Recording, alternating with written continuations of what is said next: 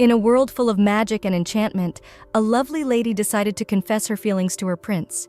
She drank before the confession to be brave. But looking at the man in front of her, she realized she had opened her heart to the wrong man. And here begins her exciting adventure of a lifetime. At the beginning of the story, before the irreparable mistake, Renee was very embarrassed, but still confessed her love to the man. She said she had long ago fallen in love with his beautiful smile.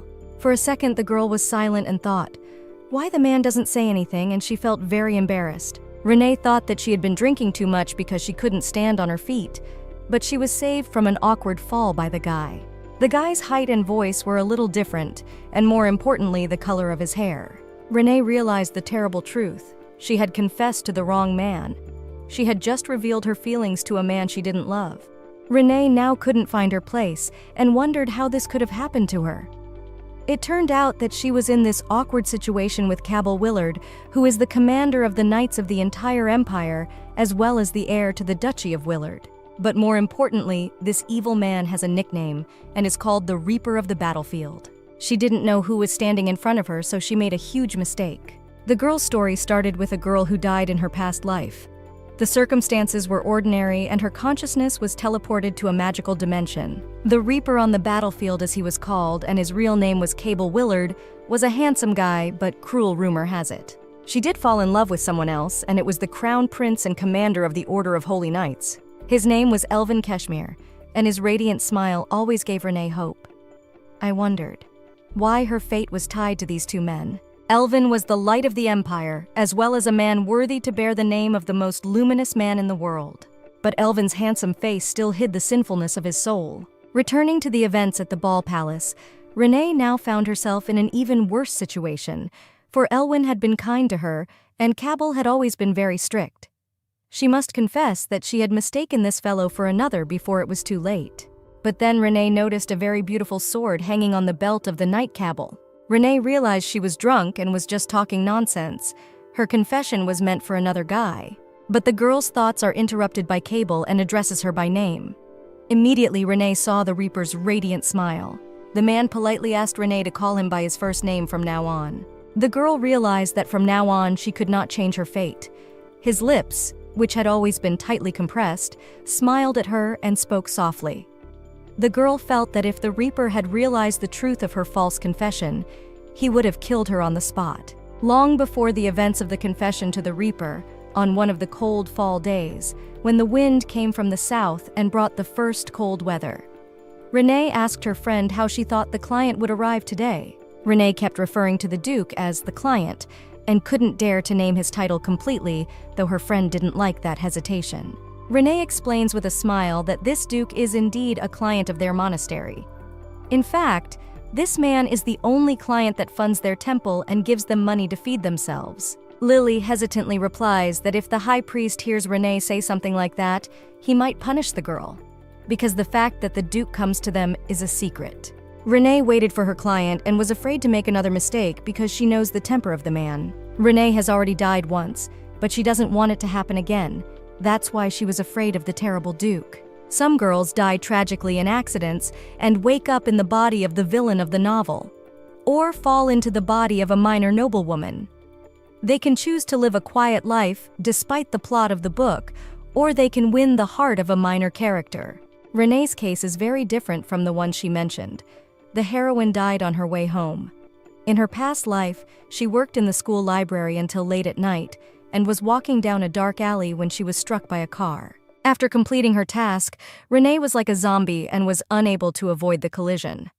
For Renee in her past life, work was more valuable than health. After death, when the heroine woke up for the first time, she was very hungry. Her clothes were tattered, and Renee saw no one who could be her guardian. There was no one to help Renee. She didn't even have a home, and the body Renee possessed belonged to an orphan who didn't know her real name. She was unfortunately not a noblewoman, but a beggar without even food or clothes. It had been 4 days since the girl had entered the new world, but she hadn't been able to eat properly. Renee knew that most likely her new life would end quickly. Renee cried and asked God if she could go to heaven after such a sad life. But at some point, someone called out to Renee. It was as if a light filled the alley around her. Renee heard a man's voice asking if she was okay. The heroine was rescued by the temple workers. The guys said that the girl had been sick for several days, and the priest was able to take care of saving Renee's life. The girl did not realize at that time that priests can have magic with the help of which they help ordinary people. Although the heroine was an atheist in her past life, she still asked to stay in the temple and help with household chores. The priests agreed, and the girl grew up in the temple for the next 13 years. During this time, Renee learned that in the New World, gods actually exist, and that mages have healing powers. But unfortunately, there were problems, because the temple which got the girl was not very rich. All because this temple asked priests from other temples to come to them to help people, but their priests that could effectively treat this temple did not have. The ministers also educated orphans and provided them with free education, but in return, the children helped them with their chores. There were few orphans in this temple, and thanks to the funding, they never had to go hungry. The heroine befriended Lily when she and Lily were roommates, and they had known each other for 10 years. Renee lived a peaceful life, and soon passed her 17th winter. The priest told the girl that now she could go her own way if she wanted to, or she could stay. The temple doesn't get much money, so she could earn a lot more if she left the temple and started her own business. But still, the heroine did not think long and answered the priest that she wants to stay in the temple because the girl does not want to work hard, and the protection and care of the temple gives security and stability. She also learned that after coming of age, there is a rite of passage for temple workers. In the process, Renee realized that her choice to stay was too bad. Came the day of her baptism, the ritual of coming of age. Renee was told that the crystal ball used in the ritual could measure the level of divinity, but the problem was that Renee actually had powerful divine powers. Renee was stronger than number one of their temple, and her power was equal to that of the priests of the higher temples. The heroine realized that now that everyone around her knew about her power, no one would leave the girl alone on ordinary jobs anymore, and now she would have to help the temple as a rare healer. Now Renee could be used for different tasks to send her to the problematic places of the empire. The head priest of the temple kneeled before Renee and asked her to help earn more money for the temple and help people. But still, the girl's duties didn't go anywhere.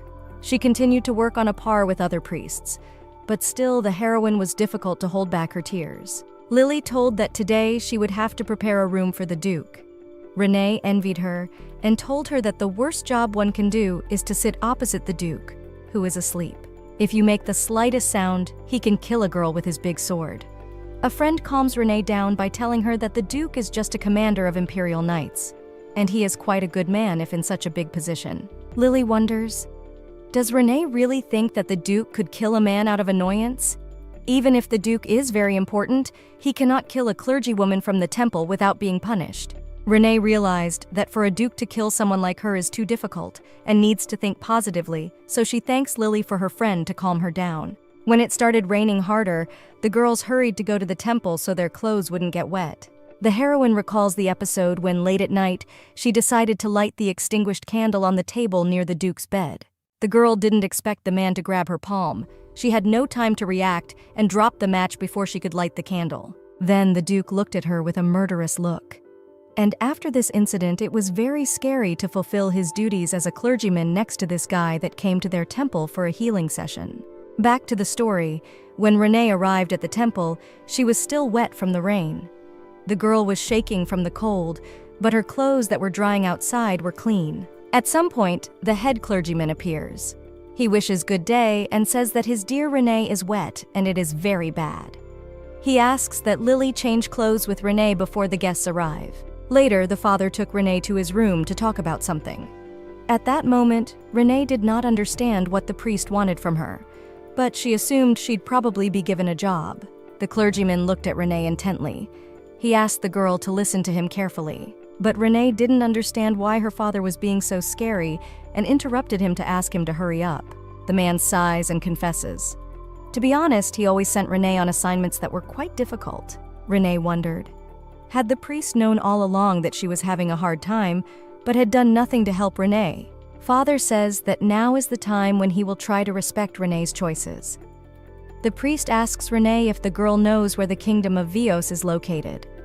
The girl remembered that it is the same small kingdom that is located south of the empire's border. She had learned geography when she was little and was cared for at the temple. Now that she thought about it, she remembered hearing that the kingdom's economy was not in the best of shape. Father frowned that it was a correct assumption, and this kingdom had declared war on the empire. In the past, their kingdoms had no reason to be in conflict. Therefore, the defense of the southern border was weakened, and the king's troops took advantage of this weakness and successfully attacked. The capital decided to give orders to suppress the opponents to the leader of the Paladin Knights, Elwyn and Duke Willard. The mentioned warriors are the high command of the empire. The father replies that the future campaign is not just an appeal to those who cross the border, and they are also considering the option of capturing the kingdom and joining it to the empire. The heroine realized why her father was dragging on so long, and she asked the man to stop, for she had already realized what request would follow after this story. Father says the temples have promised to send 20 healers to certain positions, because any war can't be without people to save the lives of wounded warriors. If they only needed 20 people, the main temple could easily provide them. However, there was an order stating that they cannot accept healers from only one temple, so the other temples must also support the empire. Father explains with a smile that despite the small forces of the enemy, as Renee mentioned, the commander-in-chief of the Paladin Knights and the general of the Imperial Knights will take part, and it will be a safe war. But reassurance in the form of healers is not unreasonable. Renee, who was given the opportunity to refuse immediately, did so as if to cut off any chance of molestation. But her father asks Renee to think about it well, because there shouldn't be many wounded in that place. The man does not know how to make Renee obey, because they no longer have a single healer. But the heroine realizes that she is the person who wants safety the most. People around her said Renee should be an aspiring teenager. Due to this, the girl has bullied her body and work a large amount of time. But this time, she just wants to have a carefree and happy life. Renee reflected on the fact that perhaps she would like to have the usual hobbies and worries of an ordinary person. The heroine living in this magical world has realized that wherever a person goes, he will always be treated as a slave. Moreover, she doesn't want to go to war because it will certainly be a long trip. Renee confesses to Father that she is afraid of war. Renee tries to push pity and uses the signature cat look from the Shrek movies. But then the father tries to manipulate Renee. He surprises the girl that there will be a gift for the healers who took part in the war. The father says that people from the capital have promised 300 gold pieces. Renee realizes that 300 gold pieces is the equivalent of 3 months' worth of the temple's savings. As a rule, healers should not allow allied troops to be injured on the battlefield, and it was a good price to pay. The girl glowed like a little sunshine at that moment and admitted that she had been taught that healers should help the government. She was interested in making a lot of money, but she didn't say it openly. Her father was embarrassed. The girl was very amenable to being offered money. If someone asked Renee how she could be so compliant, she would explain that the amount of money was really too much for this kind of business. She decided to go to war to help the allied troops and heal them. At this time, her father pulls the girl out of her thoughts, saying that he doesn't remember teaching her such a love for money. But the girl says it doesn't matter anymore. She just wants to go on her own initiative. The heroine vows that no matter what, the 300 gold pieces will be hers. Of course, the girl realizes that part of the money will have to be given to the temple and also taxed. But even in this situation, after calculating, the remaining amount will be huge. Renee explains that along with this war, a divine enlightenment came upon her. She realized that she had to live to save other people's lives. But inside, Renee continued to be an atheist. She realized that her true purpose was the material world. She tried to say she wanted to live a simple life without big changes, but since money has ruled the world since ancient times, if someone wants to become noble, they need a large fortune to buy a title. And if Renee gets rich, she'll have more opportunity to live a quiet and carefree life. She could own a coffee shop that everyone would look at with admiration. This is her dream that Renee could not realize in her past life because of her poverty. When the heroine is alone, she realizes that she must change before the customer arrives, so she takes off her dirty clothes. Since the Duke has a lot of financial support and is also going to go to war, it would be nice if she could get a little closer to him and gain his support. In that case, if they know each other, this guy will save the girl if she is in a life-threatening situation. But then Renee remembers that scary look when the Duke came to them for a cure. Cabell's crazy look makes you want to die. Lily, meanwhile, watched her friend in agony. Renee asked Lily, Does she too want to join the war as a healer? Lily confirmed her friend's speculation, and it turns out that she too will be going to war. Renee asks, "Isn't Lily scared?" because she talks about such things in a very casual tone. But Lily explains that she is not afraid, because the heads of the Paladin Knights and commanders-in-chief of the Knights of the Empire will also be with them. The healers are very important to the army, so they won't kill them. Renee's. Lily's calm words about death sent shivers down my spine. In truth, you don't even have to have healing powers to be a priest. Renee knows that in order to become a priest, you just need to go to the temple, and if a person has any divine abilities, he can become a specialized priest. After that, there is a test for abilities where it is determined whether a person has healing powers. After their detection, the person is given the title of a healer and begins to communicate with him very carefully. This is to the point that there is even a special professional guild of healers for travelers outside the Empire. It's called Gloria. Lily said that Renee would have military experience, and wouldn't it be useful to tell her about it when entering the Gloria that the girls dreamed of? But Renee doesn't think it's the best thing for them. She doesn't want to go to work for the guild at all. Lily probably sees the whole thing as an extracurricular activity. It's still best to tell Lily that it's not like an internship with the Empire. Renee also tells Lily that she has no reason to refuse to go to war either, since people have offered 300 gold for the healer position. Lily immediately went cold. She realized that apparently Renee had decided to go to war just for the money, so she was disgusted to see her friend. Renee immediately tensed up, and she couldn't understand why Lily was reacting so coldly to her. Now she remembered that Lily had always suggested that they join the Healers Guild together. If Renee joined the guild, her employment would become much more than it had been when she'd spent time at the temple. And Renee really doesn't want to join the guild because there will be many tasks that will require more of her energy. Lily says that with Renee's abilities, being unemployed all her life is silly. The heroine recalls all the horrors she had to go through. But now, thank God, the girl was provided with housing and food. The main heroine, with a smile, says that to be unemployed and rich is the dream of many people. And it is true, because Renee's dream is just to have a lot of money. For Lily, war is a way to learn skills. But for Renee, it's the way, where you can make money doing nothing. But for some reason, both reasons sound pretty sad, because the girls go to help the troops that are killing the neighboring troops. Lily says let Renee do as she pleases and that's her life. The protagonist shrugs in response to Lily's objection. A friend asks the protagonist if she spelled her name correctly. The protagonist says that the priest checked her signature right in front of her eyes. It's been years since that mistake, and Lily keeps making fun of Renee for it. It was when Renee first woke up in the new dimension and became an orphan. She wore the temple clothes for the first time, and then she was asked what the name of this cute little girl was. The heroine knew that this body doesn't have a name, or at least she doesn't know it. When Renee thought about it, the priest was still young, but was still attentive, and realized that the girl didn't have a name. The man whispered warmly to the girl if she didn't mind if the man gave her a name. But Renee had a name. It was just from the last world. She didn't want to be called anything else. Renee couldn't call herself a name from her previous life because it would sound strange to the new world. Renee refused the priest's help and said she wanted to give herself a name, and that was her decision. At that moment, Renee felt empowered for the first time. She realized that she was really in another world, and now she had no relatives and friends to solve her problems. The priest was touched by the behavior of his young ward. He said that Renee was a very good girl, and even without her parents, she still has the courage to smile and enjoy life. Then the priest wanted to teach Renee to read and write. The girl was taught the skill of writing as well as reading.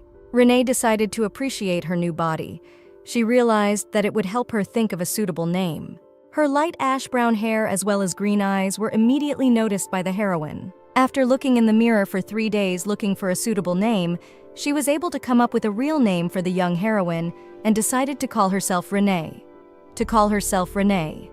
And since the girl became a priestess, her full name was Renessa Elnur. But there was a problem. The girl could not contain her anger because she could not write her name properly for a long time and clenched her fist and broke the quill into pieces. At this time, Lily was laughing at how Renee had written her name incomprehensibly. She didn't know something was Japanese. After a while, Renee heard a knock. She remembered that a client was coming tonight and she shuddered. The time the client was due was already approaching and Renee was late.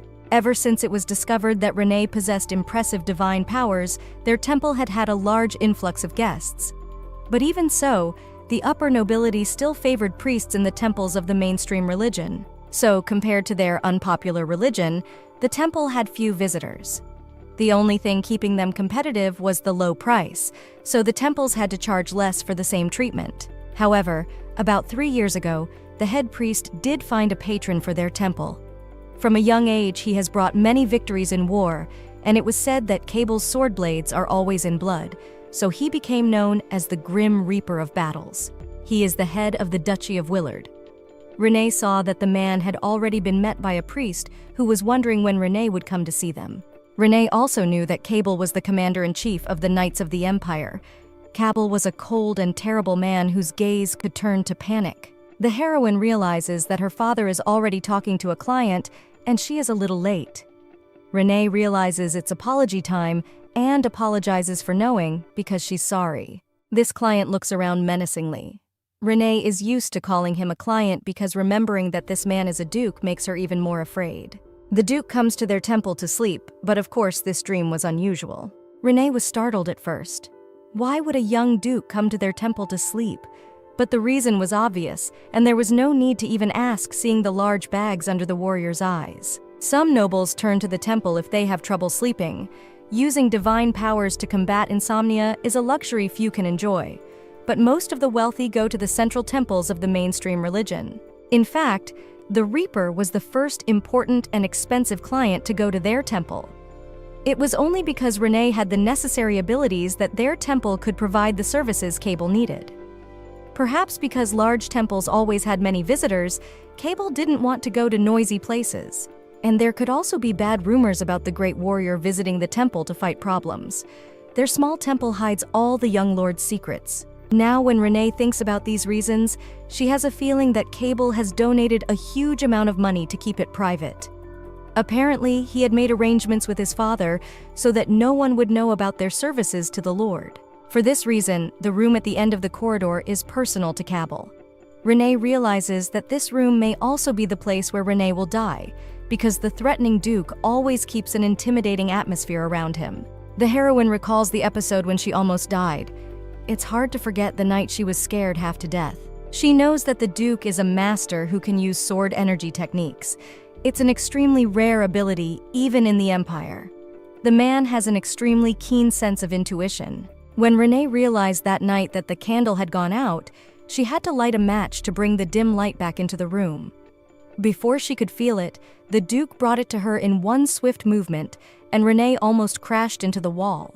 When she barely avoided the collision by stumbling, she remembered those horrible eyes that looked at her from under her black hair. It was the Duke's face that scared the girl to death. Renee was a defenseless chicken in the hands of a monster. After that incident, Renee obediently sat by the Duke whenever he came and did not leave him for a second without a good reason. After many trials and errors that Renee had experienced, she understood how to behave with a very irritable Duke who could wake up even from the rustle of the leaves of a book. She decided to use the time with the Duke to meditate. But still, he is intimidating and constantly ignores her attempts to speak. Still, Renee realizes she must ask the Duke something this day. She looked at the back of the undressing man who was getting ready for bed and apologized politely to him. But immediately Renee realized that she had made a mistake because the Duke was a nobleman, and she should have mentioned his title in her address. When the Duke turned around, Renee called him Sir. The heroine wanted to ask him about the upcoming war. But the Duke looked at the young temple servant in confusion, and he wondered what exactly the girl wanted to know about. Renee wonders, is it the first time the Duke hears about the upcoming war? Because he made an expression as if he did not know about what is happening in the Empire. She says that she heard the kingdom started a war against the Empire and hopes that her words will awaken the Duke's memory of that event. But the Duke looked coldly at the girl and told the girl not to call something like that the word war. Renee looked with surprise at the man who, for the first time in her life during these years, was able to answer her question constructively without ignoring the girl. But still, Renee was disappointed inside herself because she had hoped to find an ally in the upcoming war. The kingdom must be too weak compared to the Empire, and probably the Duke has fought with more terrible opponents, so he does not consider such an event as a war. But still, she will try to improve relations with the Duke to improve her chances of survival. The girl imagined a scale from red to green, and the more she goes towards green, the better her chances of returning to the temple alive and well.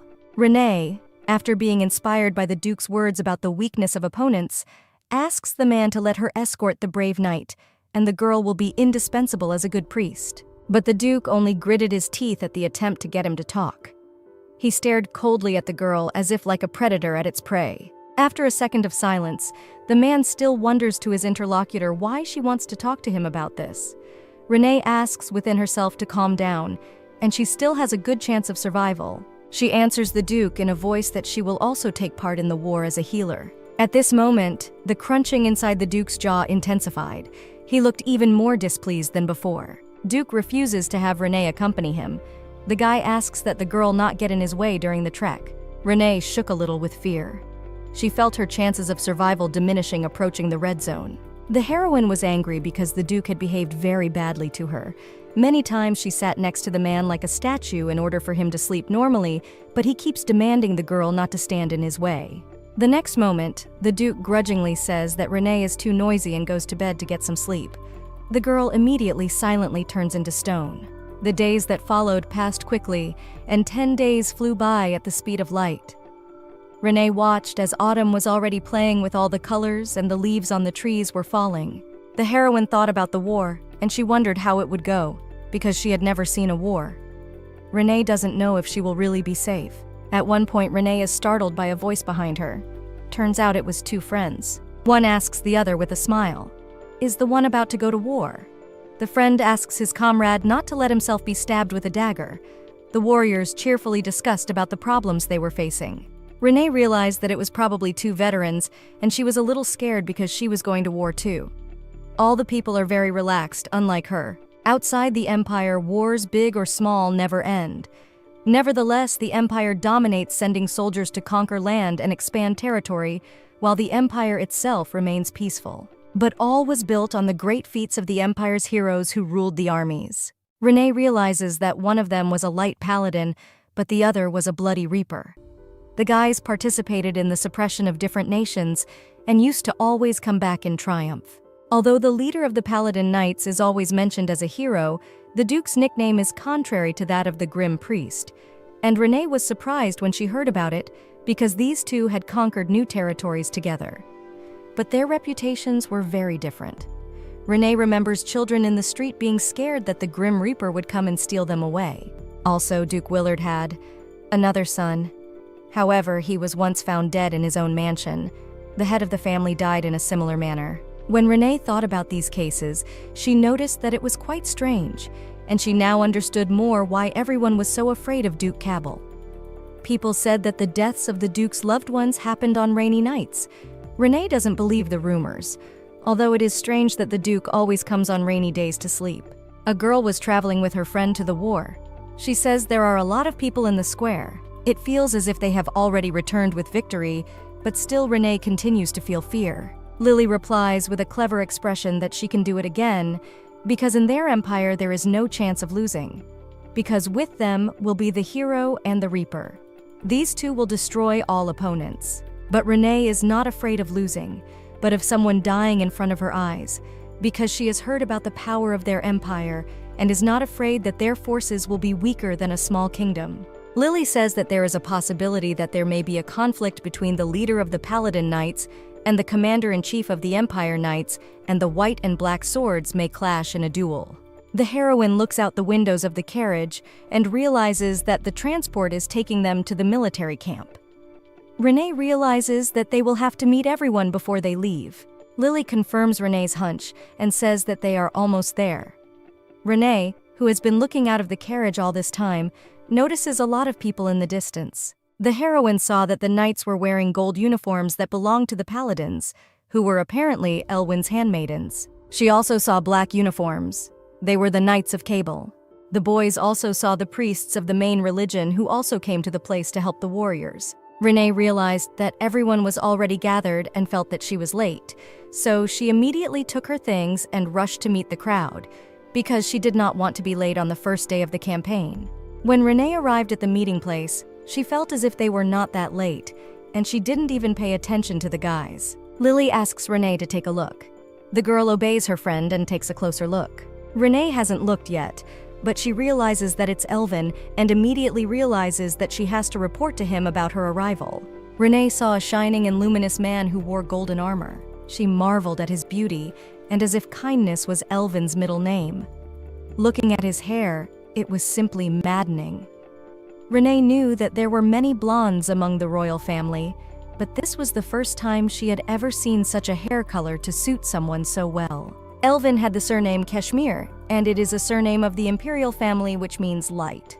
Renee also notices the very angelic sword forged 300 years ago, and she marvels at how well it suits the paladin's weapon. Not that Renee hasn't met handsome guys since she entered the fantasy universe, but this kind of experience is new to her. If you compare Elvin to Duke Cabell, it's a different story. She would never want anyone to get involved with this scary man who seemed to emanate a black fog. At one point, the healer met the gaze of the hero paladin. She was embarrassed by the gaze of the yellow gold eyes. Renee suggests that perhaps the head of the paladins can sense people like his master. The hero from fairy tales turns to Renee and asks if she must be a cleric of one of the minor temples. Renee, along with Lily, report back together that they are pleased to meet a respected paladin knight. Renee noticed that her voice at the end of the sentence trembled, unlike Lily, who was very calm. The knight looked at her carefully.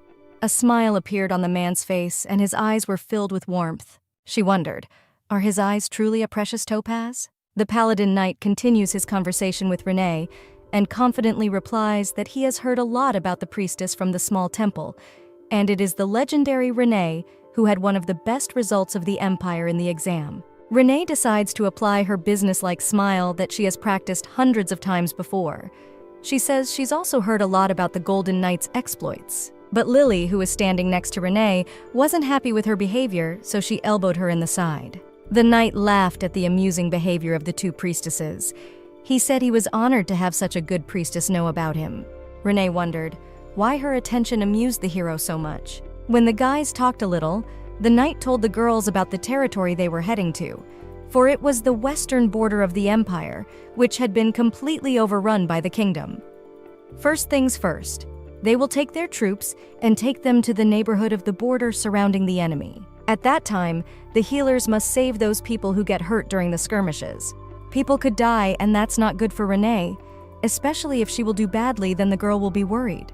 Renee is worried, and a lump comes up to her throat. The girl is nauseated by the realization that she has to help people who may lose limbs or be with torn bodies. Paladin, ask the priestess to come to her senses. The protagonist was surprised at what was happening. Had she gone mad? And while the prince was talking, she was flying around in the clouds. It turns out that the paladin just wanted to warn the heroine not to worry. The man says that they knights paladins swear in the name of God and the emperor that they will not allow the enemy to even touch or approach their priests. The girl suddenly calmed down, even though she had recently felt quite bad. It was the first time the girl had been able to calm down completely while she was preparing for the march. The heroine sincerely thanked the hero for his support. Her chances of survival had increased not because of the Duke. It was because Renee had encountered the leader of the Paladin Knights, and it was already good. After a while, the girl was already feeling terribly out of breath. After all, a few hours later, she was on a campaign, and her main delusion was that it would all turn out to be an easy adventure. The heroine thought only about the war and completely forgot about something important, because their destination is the western frontier, which is surrounded by mountains. It is said that the mountains there have several hundred peaks, and it is really more like a tourist trip than a military campaign, because Renee will have to fight with the most insidious enemy, and it is gravity. The girl is ready to do anything to get home to her warm crib and not worry. No 300 gold is worth the effort she has to make now. Lily says that Renee doesn't want to be in a home she doesn't have. The heroine wept at the cruel words of her friend who turned out to be cruel. Of course, Renee meant the temple when she said home, but apparently Lily can't imagine the temple as her home. She remembers the commander-in-chief's words, and they said that the war will last 2 months, but Renee misses her temple. At some point, Renee felt that her legs could no longer keep up with the fast pace of the marching troops. Of course, the horses can't help the men because they are not adapted to the mountain ranges. On the 4th day of the trek, they had only climbed the 2nd mountain. She could already feel the force leaving her. Aside from the hiking, things were going smoothly enough. Renee tried to keep repeating in her head, like a mantra, that she had 300 gold pieces waiting for her and everything would be all right. Soon, the commanders-in-chief announced that they would have to attack the castle in the mountains. It was a small fortification, but still well defended. Renee asked himself if everything would be all right, because there would probably be the first casualties, and he would have to help people. But luckily, after the battle, there were only 2 casualties. Renee didn't even have time to react when the warriors returned from the spoils. On the 4th day, nothing loomed, and everything went smoothly, and they all continued to climb the mountains. Renee watched as the troops conquered castle after castle, and yet the wounded were too few. They were bored. But usually the girls used their powers to treat fatigue, or the usual minor injuries of the soldiers, so it was all right. And it was often the case that Renee and Lily didn't even get the job. After all, it was usually the priests of the main temple who did the healing. At that time, the other healers were left as backups. Renee realized that they were all moving together to be safe, but she was still tired because she was constantly living in the noise of the knights around her. Every time Renee thought of the 300 gold pieces, she felt a surge of strength. And the war was easy, and she would probably die faster because of her poor stamina than at the hands of her enemies. Renee also knows that the army needs them, because in case of a problem, a small number of healers may not be able to cope with the large number of wounded, because one healer can use a limited amount of power per day. To be sure that a healer is able to use their powers in emergency situations, they should always assess the situation and use their powers only when necessary. But Renee was secretly sneaking into the quiet and cozy place to use her own magic on herself.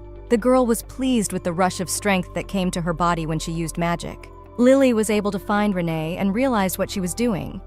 The girl said it would be even harder when they got closer to the main mountains. Renee wonders, why does Lily think that? And are the main mountains too steep? Lily says there are a lot of caves in that place, where the gorillas can hide. From now on, there will be more wounded. And when that happens, the heroine will have no chance to heal her tired legs and must hold on. Their army camped to wait for the scouts to return. The girls discussed the scouts who had decades of experience in training with weapons, as well as military campaigns in other countries. These guys would definitely be able to return unharmed, even though it had been a long time. But at some point in the camp, there is a stern voice of the chief who demands from the soldiers to be ready, especially for the healers, because the scouts had to return. Renee reluctantly and Lily come out of their tent. They wrinkle against the daylight. Renee assesses the peaks they have to climb this day, and she wonders. After all, they are already too high. She thinks the problem is the difficult geography of the terrain rather than the war itself. But then there is another shouting match for the entire camp, more like a panic attack than a clear command. A man demands that the healers hurry to the site. Renee is startled and realizes that they are being called from the camp, and she turns towards the shouting man. Her companions have already quickly run to the scene. Renee doesn't think she should be involved in the events, but still they were all called out. As Renee took a closer look at what was happening, behind the back of the healers ahead of her, she was surprised and shocked. Renee saw a bloody warrior carrying a comrade in his arms. Renee turns towards the knights and realizes that she needs to pull herself together. But then she sees that the scouts are returning with a large number of wounded men who are all bleeding. One of the healers asks the hero's boss what happened to their scouts. The hero tells him that the boys were taken by surprise. Perhaps the warriors of the enemy kingdom were hiding in the east to wage guerrilla warfare. There was an uproar in the camp. One of the heaviest casualties was already unconscious. A large cut wound on the warrior's chest showed that he had been caught in a brutal battle, and his partner asked for some healers to help his friend. The head priest shouts that he will help the injured man immediately and goes to him right away. But then there is a sharp growl from the commander of the troops. He demands that the priest stop. The hero asks Renee to come over. The heroine was unsure and looked at the commander with fear. The hero immediately softens and asks Renee to heal the warrior while he is still alive. Renee wonders why she should heal the poor man, since there are so many other purposes. The healer that has already come to help says that he will do it and he doesn't need any help.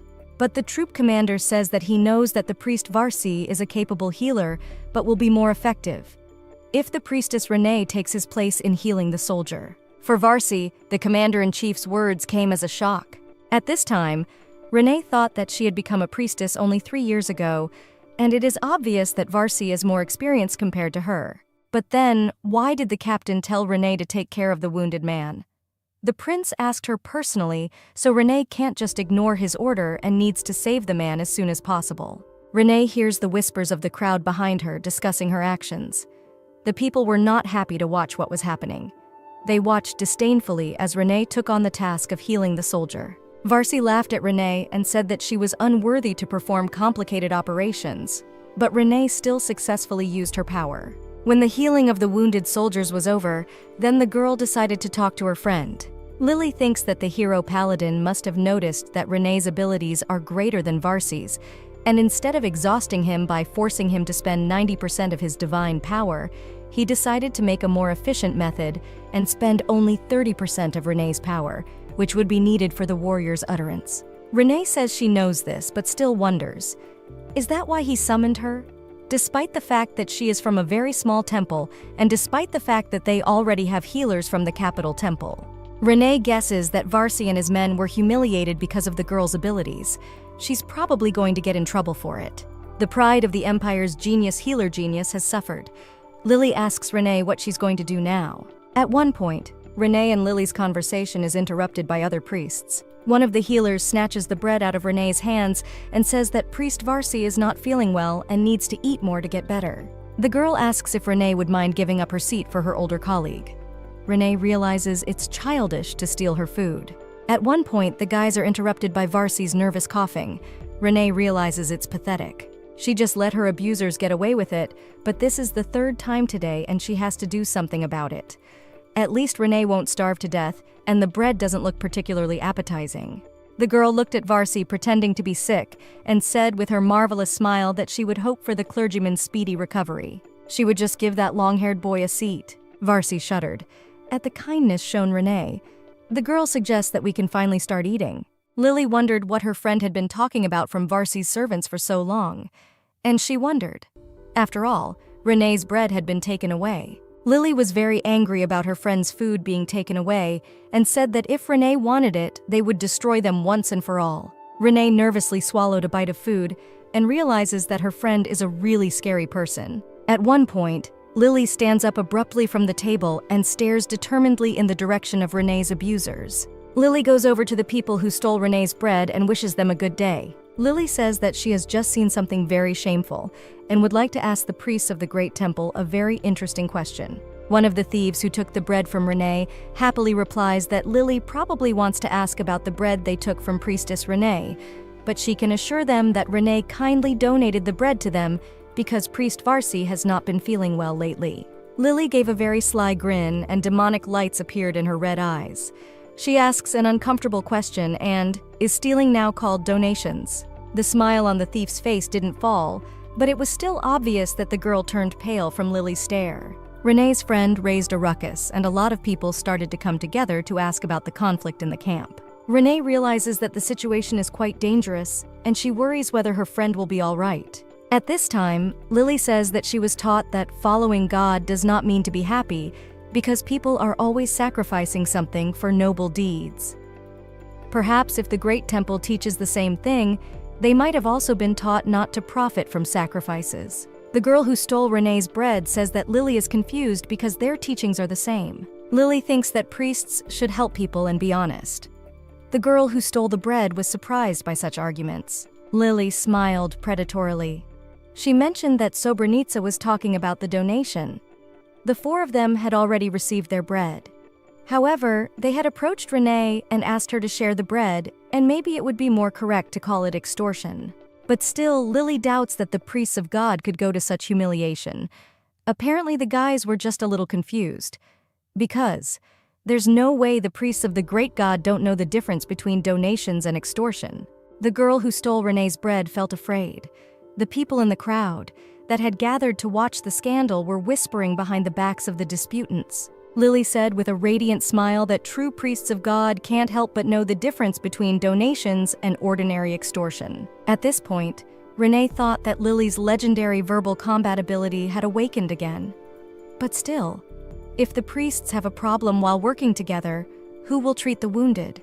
Lily says she's sorry to hear that the priests of the great goddess have stooped so low. Varsi is not well at the moment, and Lily hopes he will recover soon. Varsi was surprised at Lily's strength and could do nothing when the girl took the bread from him. Lily says that everyone has to take care of themselves and you can't take away food. Lily humiliates Varsi and says, "Is he from the great temple and can't repair himself?" She worries about what kind of restoration the people will be that ends up in Varsi's hands. That day, Varsi's stomach couldn't digest everything because he had never been humiliated like that before. Lily gave the bread to Renee. Her friend thanked her savior. Renee made sure that the bread remained clean and looked at Varsi's company eating the bread. The protagonist looked at the trembling bread robbers and realized that these guys better not to anger her friend, who will not be able to restrain herself. After a while, there was a commotion in the camp again, for the wars had been ambushed. People were doing their duties to save as many knights as possible, and at the end of the day, all the priests were exhausted. They sacrificed all their strength to heal the poor knights that were suffering from injuries after the bloody battles. As Lily said, the mountains were really steep, and there were also many more surprise ambushes. The royal warriors were taking advantage of the terrain to use surprise attacks and wipe out the Empire's warriors. Renee was the only one who could heal the most serious wounds because of her great power. Renee was always the last one standing. The priests would give up while Renee had the strength to heal the people around her to the last.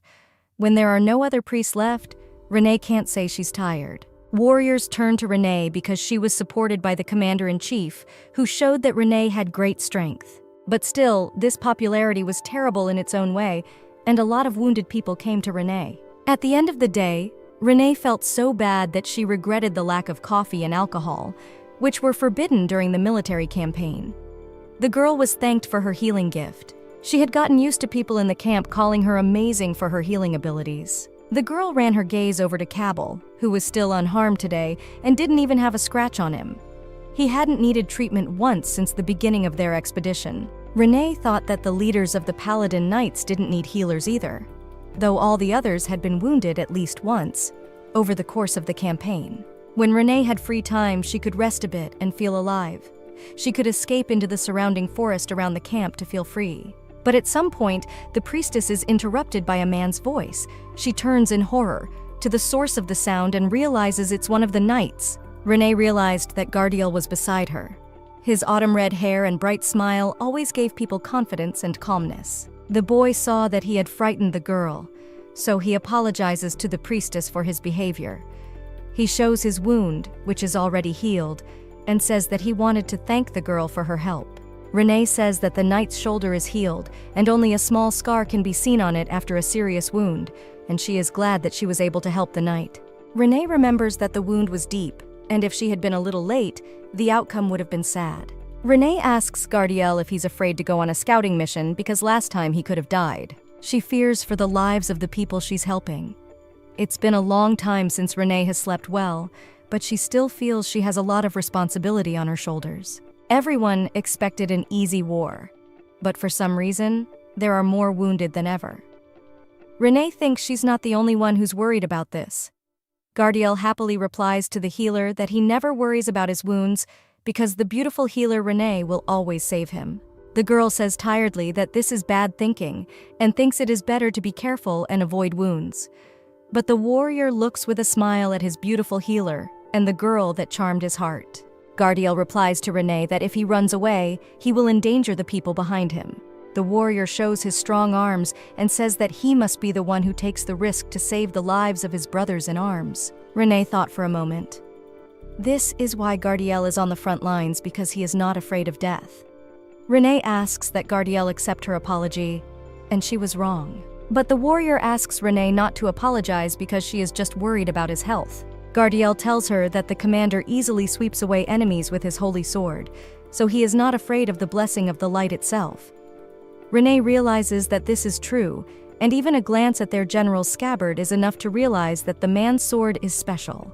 Gardiel was very insistent about their commander-in-chief's exploits. But what Gardiel really wanted to tell was what the commander was saying about Ren to his subordinates. The girl was surprised. Could it really be true? But why would the commander discuss Renee? Gardiel explained that the commander had mentioned the god who had brought Renee to them. She is a priestess. Renee was surprised because she actually came to the war for money. Gardiel also mentioned that the commander had called Renee a messenger of God. This proved to be too embarrassing for Renee. When Gardiel finally left, the girl could breathe out quietly because compared to the other knights, this guy was too energetic. Renee pondered how it could be that a man who looked like a deity called her a messenger of God. She really wants to see this man's face a little closer. Except for the first meeting and the day the commander ordered her to heal, a wounded paladin Renee had not spoken from the commander. Renee wondered, would she only be able to see the commander when the handsome man was wounded? The heroine realizes that such reflections are already overstepping all bounds because she is a healer and should want only the best for her people. When the girl returned to the camp, she heard the commander talking to Varsi. Elvin said that there are only 2 wounded. The commander also orders the novice Varsi to take care of the 2 wounded, while the general speaks to Renee. The girl looks intently at the bloody rag she was holding the warrior's wounded shoulder, for the girl was no longer afraid of treating injuries. At one point, the general demands that the girl follow him into the tent. Renee's heart was torn apart, and would the girl be alone from the commander? But Renee realized there was blood on their hero's back. Perhaps the commander had been wounded. Was her weakness and her dream of being alone with the commander and nursing his wounds realized? But that's too low for a girl. She didn't want the commander to be wounded. The heroine gets her thoughts in order and starts to think rationally. Considering that, judging by the abundance of blood, it looks like the commander's wound is pretty serious. Renee realized that the commander probably doesn't show his pain to keep the warriors' morale up. Renee hopes their commander didn't get hurt because of her bad thoughts. The heroine enters the commander's tent and sees him changing clothes in the corner. She notices the commander's bloody clothes and yells that she is sorry to see such a thing. Renee feels guilty. She apologizes for being disrespectful to Elwyn. The heroine only briefly thinks that it would have been nice if the commander had been injured, but she feels very ashamed of the thought. She is afraid that perhaps the universe hears their thoughts, and because of this, realized the girl's wish in reality. But she didn't really know that such a horror could happen through her fault. The commander-in-chief can't stand it and decides to calm the girl by touching her hands. The paladin asks that Renee calm down first. The heroine looks into Paladin's beautiful eyes and can't believe that this man is not God. The man asks why Renee can't calm down. The girl inwardly ponders this and realizes that for her heart, it is a great challenge to have such a handsome man around. She felt her palms sweat. The knight obviously sensed that Renee was nervous, so he wrapped his arms around her palms harder and squeezed. Renee was even startled by the paladin's insistence. Elwyn leans over Renee and wonders if perhaps he is doing something wrong. Elwyn's face seems to hypnotize the girl. Renee feels as if he is controlling her thoughts. She doesn't want to say anything, but her lips open. The heroine confesses her sinful thoughts that she wanted to cure Elvin of the injury he would receive in battle. But the man could not understand why Renee wished him harm. The girl blushes and realizes that there is no turning back. The heroine bows her head and confesses to the commander-in-chief that she has not seen him up close. That's why she would like to get to know him better. Elvin couldn't help himself and laughed out loud. It was the first time the heroine had heard the commander laugh so loudly. When the commander cleaned himself up, he asked after coughing, "Did Renee really think he was wounded?" Renee just thought the commander was wounded and thought she had come to the tent to heal him. But Elwyn says he is healthy and unharmed, and apparently the presence of blood on his armor misled the girl. Renee felt her precious image as a virtuous healer being shattered. In fact, the commander would like to personally apologize for the clerics giving Renee trouble. Elvin says that he and these people are from the same temple. The commander should have been more careful not to let the guys bully Renee. The heroine was stumped and thought that if the commander. Lily had long ago solved all the issues with the clergy. Renee says she doesn't need the commander's apology. Even if the clerics and paladin knights are from the same temple, the paladin commander has no reason to take the blame. But all Renee hears in response is silence and doesn't understand why the commander doesn't respond. The hero looks at the girl too closely. Is he trying to find out how sincere the girl is? But after a second of reflection, the commander does make some decision for himself and happily replies that the novice is right in her assertions. The commander was afraid that the actions of the clergy could offend Renee and she could dislike Varsi. The heroine was disappointed by the captain's musings. Also, she can't figure out how to turn off this guy's laughter that isn't even going to stop. Still, Renee is happy to see the captain so happy, but the reason why this is happening, she is not happy at all. But then the commander-in-chief takes Renee by the little finger. His hand moves forward and wraps around the girl's hand.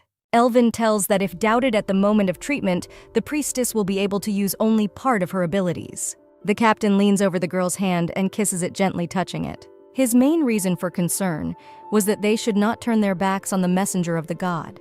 He assures the girl that the next time he is injured, he will turn only to her for help. Then the novice will be able to see the captain up close. Renee stares intently at Elwin's face and cannot hide her crush. She was so happy that the next night she could not sleep. The girl's heart was bursting with anticipation of communicating with the commander. In the middle of the night, Renee was already exhausted. Her insomnia would reflect badly on the healer's abilities. Also, Renee couldn't forget Elwin's kiss. She still couldn't believe that the commander-in-chief had touched her hand with his lips. In the morning, one of the captains tells her that they were able to check the nearest mountain and it is safe. So the squad is going to a new position. Renee realizes that events are unfolding quietly. But every day the soldiers are injured, and the divine power of the healers continues to wear off without the ability to recover properly. Renee promises that when she returns to her temple, she will punish the priest who sent her to this war, promising that the events will be easy, and now she can't be fooled into calling the war safe because there are no safe wars. One sleepless night, the heroine decided to get some air and went for a walk. The heroine wandered around the camp and came across the sentries near the campfire who were sleeping peacefully. Renee realized that they are tired warriors who are better not to wake up unnecessarily and not to walk near the fire. But suddenly, the heroine heard a man's voice behind her asking what she was doing so early in the morning. The voice sounds as if it is soaked in the cold morning air. So Renee immediately realizes it's Cable. The Duke stood beside the girl, looking at her with his blue, like the moon's eyes. The priestess was trying to show her harmlessness. She says she went for a walk because she couldn't sleep. But Cable is surprised because priests are usually very tired, so they fall asleep early. The girl feels afraid, but tries to answer politely that she didn't treat anyone that day because there were few wounded men and the severity of their injuries was insignificant. But Cable still continued the conversation and asked an interesting question.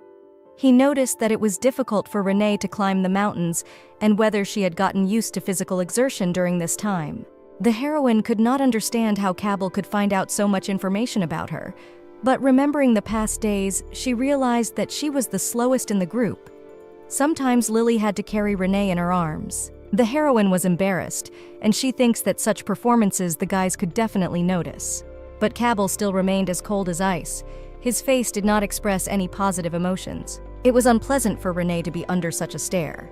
The heroine looked at the silence of the night and also noticed the glow of fireflies. She decides to confess and says that her insomnia is probably due to fear of war. It's her first time in such a place. But remembering when Cable rudely told Renee that this is not a real war, the girl decided to apologize and explained that of course she does not consider this war serious. Still, the heroine admits that seeing people get hurt in front of her makes her unhappy. The Black Reaper, as if sensing the mood of her interlocutor, also became sad, although it seemed like he was only expressing cold aloofness before. Silence broke out between the two people. Only the cold night wind interrupted the silence of people. The hero's cold gaze made it hard for Renee to breathe, but still she noticed that the expression on Cable's face had changed from a moment ago. He looked as if he didn't trust him at all. The heroine turns her attention to the black sword in the commander's scabbard and realizes that it's been a long time since she last saw that blade. This sword is not as big and shiny as Elwin's sword, and also this sword did not emit light but darkness. It was the same sword that Cable used to kill the soldiers of the kingdom that attacked their units. The girl guesses that Cable did not just get a nickname called the Grim Reaper. The heroine could not forget her thoughts and accidentally said out loud that she feels uncomfortable around this sword. Elvin just laughed at Renee's awkward words, but Cable can kill. Renee pulls herself together and apologizes. She's sorry because the Empire is in the hottest phase of the war and she's letting herself say bad things about their knights. But Cable says that Renee is weak anyway, so she is understandable and doesn't apologize.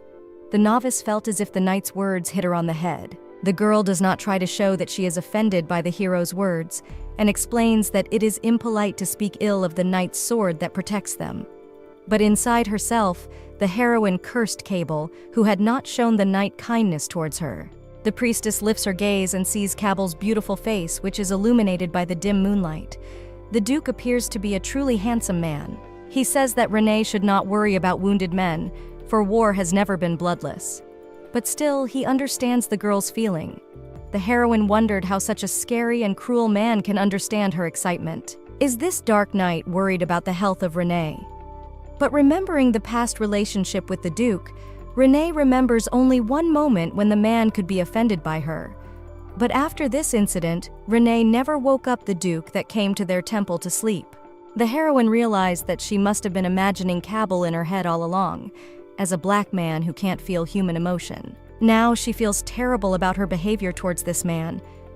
Renee guessed that Cabell's words were meant to express concern for her, so she smiled, realizing that Cabell cared about her after all. The girl felt a pleasant breeze and realizes that the conversation had gone on too long, so she apologized to distance herself. But when the heroine said goodbye, she accidentally called the Duke a client, as it was in the past times when she treated his insomnia.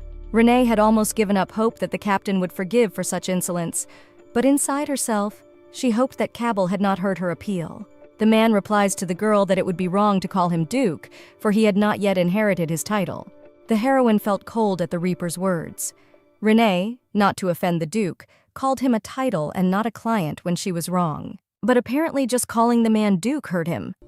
Renee admits she didn't mean to offend with her words. It's just that Renee had heard before that noblemen passed on the title and titles to their children from birth. But it was also the practice to pass on the title after adulthood, and just 3 years ago, Cabell should have received his title. The heroine thought the initiation ceremony was cancelled because of the death of Cabell's younger brother. But she thought the emperor had long ago decreed that the legacy be passed on to the remaining son. Given all the facts that Renee knew, she can't understand why the Duke's gaze is so cold. Cabell tries to explain that if Renee calls him Duke, it may cause misunderstanding among people. After all, someone might think that he wants to get rid of his father because of the title. Renee has called the man Duke before. But now, for some reason, for the first time, he resented because of such treatment. So the girl was angry, but on the outside remained calm and obedient. The heroine asks Cabell what she should call the man if she can't be addressed as a Duke. But Cabell legitimately asks, why does Renee even want to hang out with him? The girl gets even more upset. But then the heroine thought that if she does not communicate with the Duke at all, then there will be no problems. She tells the gloomy and cold as ice man that apparently the Lord is right. The heroine quickly bowed to the Duke and ran off in the direction of her tent. Cabell is left alone in the dark forest watching Renee leave. At this time, Renee decides that if she is allowed to call the leader of the Paladins by his first name, she will address the captain of the Knights by his first name as well, and within herself will always call him Cabell. In the morning, Lily tried to wake Renee up because it was time to leave. Also, while the troops would go past the mountain, they could rest in the shade from time to time. But for Renee, Lily's calm voice only frightened her. The girl realized that probably after the meeting with the zombie Duke, and to be more precise with Cabell, she turned into a zombie herself. After the morning procedures, the healer learned that 6 scouts went to look at the long way, and if everything will be all right, their camp will move to another place. The heroine decided to stretch her body in order to get her body in fighting condition. But as she was exercising, Renee heard a familiar voice say hello. The girl turned her attention to the pale face of the paladin commander. Elvin was pleased to see his subordinate healthy and full of energy. The priestess reciprocated with a sparkling smile. She was happy to see Elwin. The priestess wondered if Renee had slept well last night. The heroine still had fresh memories of the day's events in her mind. She immediately blushed, realizing that perhaps because of the gentleman's behavior she had some trouble sleeping. She said she was fine and slept well. Just fine. But Elvin did notice that the priestess seemed a little tired. The heroine is surprised, because seeing the commander's pretty smile makes it seem as if he knew the reason for the girl's restless sleep. Renee, already red with embarrassment, realizes that it is necessary to quickly change her topic of conversation and looks around. The heroine saw the Knights Paladins who put on armor, but their army will move out only a few hours after the scouts return, so she does not understand why the warriors were already ready to march. Perhaps these guys are also going on a scouting trip, and Renee asked the commander about it. Also, the commander was fully prepared for the trek, and he was wearing armor. Elwin explains that if he's in charge of the scouting process, it will go much faster. The commander also assures Renee that he'll be back very quickly. So, let the guys cross the river, and he wants the priestess to have a good rest in the meantime. The girl was not happy that their trek was starting again, but when the commander saw the sad face of his priestess, He thought it was necessary to give her motivation.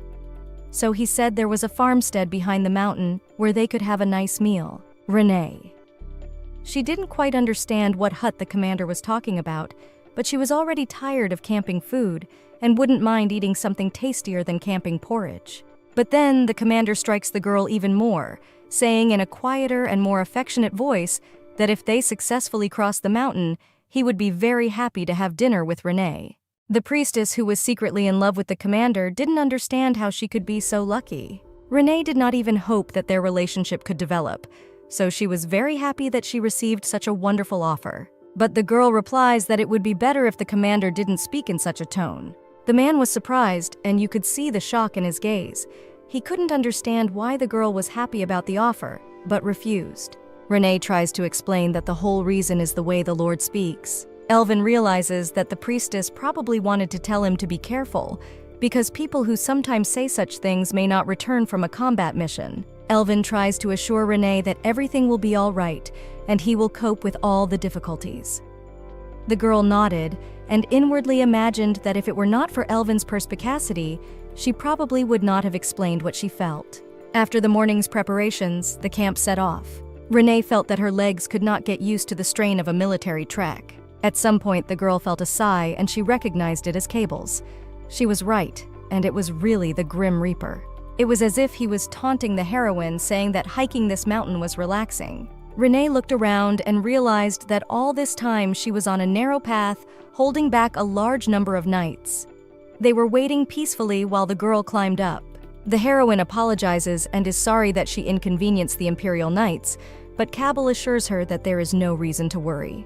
Renee is relieved, because maybe Cabal has taken a liking to her after that night of talking under the moonlight. One of the Imperial Legion warriors assures Renee that they are enjoying the view, so the priestess doesn't have to worry about holding them back. The girl blushes at the soldiers' loud shouts. She didn't expect them to be treated with such care. Cabal called a break for 10 minutes. Such a break was too short for the heroine. The priestess approaches the Black Reaper. She assumes that she is slowing down the troop movement a lot. On the face of the commander, everything was already written, and it was clear that the man understands everything perfectly well. Renee hesitantly continues to say that the knights are delayed because of her, and it would be better if she goes behind them as before. Also behind the Imperial Knights are the mercenaries, and Renee is already familiar with these guys. One of Renee's acquaintances, whom she has treated more than once, cheerfully waves to her, greeting the girl. But then there was a loud scream in the crowd, for out of nowhere came danger. Renee saw her acquaintance struck by the arrow, and he flew aside from the strong blow. Brown blood spurted in all directions, and the mercenaries' friends had no time to react to the danger, as their friend fell to the ground after being mortally wounded. Someone in the crowd shouted that it was an ambush, and immediately Cable drew his black sword that Renee feared so much. The Duke turns to the priestess and looks at her with his hunter's gaze. The girl is amazed and wonders why their commander is looking so predatorily right at her, while there was a dark sword in Cable's hands. Renee didn't have time to think, and in a second an arrow flew by her and slammed into the tree behind her, almost miraculously not catching the healer's ear. The heroine felt a panic attack come over her, as she had just been on the verge of life and death. Cries of pain and dying groans could be heard among the column. People were fighting against the attacking spies, and there were screams that told that behind and in front of the column were also people of the kingdom. The heroine forgot for a moment that not all injuries sustained in battle can be healed. When blood splatters around and people fall from injuries, no one can help them. There are many soldiers who need immediate help, but at this moment no one can give it to them. The girl's thoughts are interrupted by silence, and suddenly all the sounds of battle faded away. She felt as if the darkness itself had taken her and taken away her gift of sight. But coming to her senses, she realizes that someone has closed her eyes, and she can't even look at this person. The man whispers to her to turn around and run away from the battlefield in the other direction. There is no time to think, and Renee must do it immediately. It turns out that Cable decided to help the girl and was able to help her with her panic attack. Renee's throat is tearing apart. She is tired of running, but her legs keep going. The heroine covers her ears to avoid hearing the sounds of metal coming from the battlefield. She's scared, and the memories are still vivid. She will never forget what the Duke did. She ran without looking back, and at some point she broke through the wall of bushes ahead. The heroine saw that the forest ended, and she found herself near a small building. And also, there was Lily that decided to help her friend. Renee remembered the words of their commander, and he said that there was a building at the foot of the mountain. She thought it would be a small house, but it turned out to be a real villa. Lily was in the place, and Renee was incredibly happy to be rescued. Lily tries to calm her friend down and asks that Renee stay put while Lily uses her healing magic. But the heroine did not allow herself to be cured. But after all, Renee could pass out at any minute. The heroine coughs and explains that it's okay, and she needs to save her strength for now. But also, Renee can't get the clinking of metal out of her head. Every strike of swords and bills reverberated in her head with pain. The heroine remembered the touch of the dark hands on her eyes, and in that instant, her new panic attack subsided. The black hand was gone, leaving behind a calmness in her soul and the realization that everything was all right. Renee realized that the Duke wasn't there, but she just remembered his touch, and that was enough to calm her down. She guesses that the commanders of the knights are not ordinary people, and they have other abilities than sword fighting. But still, the nightmare in which Renee found herself does not end. The paladins who guarded the mansion immediately came to the rescue. They were the same men Renee had saved from death in the previous battles. They asked the novice, had the squad of Imperial Knights been attacked? One of the paladins turned out to be an acquaintance of Gardiel, and he convinced the heroine that there was no need to worry because in the squad of Imperial Knights, there was Cable who would be able to destroy the enemies. Lily apologizes to her friend and says it was her fault. She shouldn't have gone ahead and left Renee alone.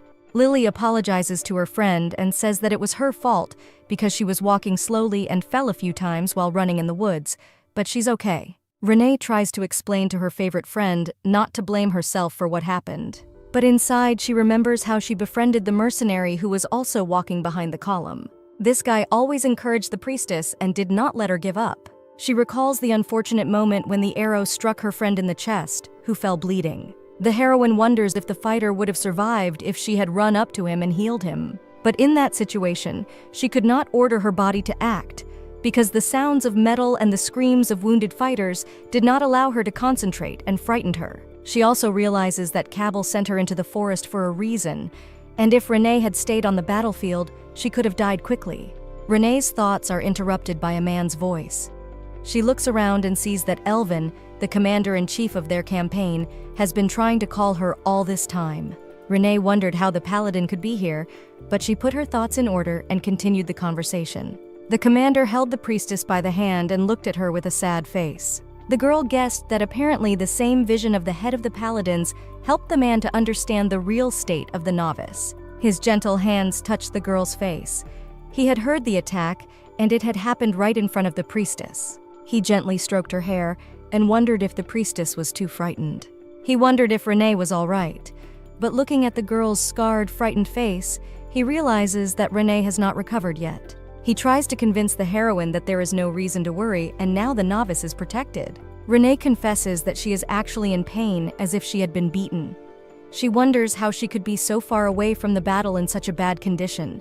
She also admits to the commander that the arrow almost hit her. The paladin's hand gripped Renee's palm tighter. The heroine says that suddenly the arrow pierced one of the mercenaries, and the kingdom's troops ambushed him, so it's probably dangerous to be in this place now. With tears in her eyes, the girl realizes that if the commander of the Imperial Knights hadn't saved her, she would be dead now. But the girl's words are intertwined in one unrecognized stream of consciousness, and it was difficult to make out something while Renee was crying and trembling with fear. Suddenly, the conversation of the boys is interrupted by a terrible sound of metal. Renee looks away in horror and wonders. Perhaps it was the ringing of swords. The heroine hears it, as the head of the paladins draws his sword, but it's an unnecessary precaution. It appears that the Imperial troops have successfully defeated their opponents and are returning from battle with their weapons in their scabbards. The Grim Reaper led his army without expressing any emotion. Renee did not even have time to think, but immediately ran towards the warriors. The girl immediately found herself near the Black Reaper. Cable looked at the novice with his cold and penetrating gaze, which made the girl involuntarily shudder. She bowed to Cable and thanked her for her rescue.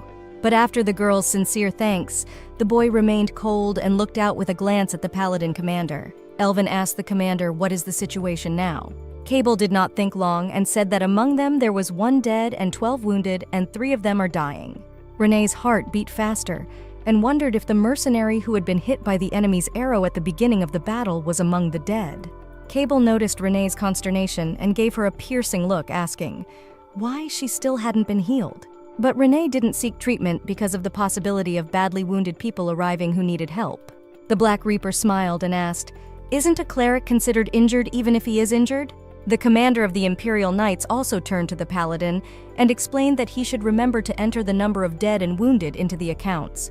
Behind appears Lily, who immediately picks up her friend and says that now Renee is also considered wounded and needs treatment. The heroine looks up at the mansion above and realizes that she doesn't feel like crying as much now for some reason. When the wounded were treated, it was time to say goodbye to the dead.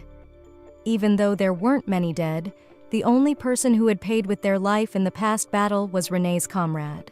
The heroine was afraid that at the memorial ceremony before her eyes will be a scene of a dying comrade, but she saw only his smile. Also in the mansion in which they were resting, the troops of the Empire were able to discover a wine cellar. The commander-in-chief suggested that if you can't resist the elements, it's better to lead them.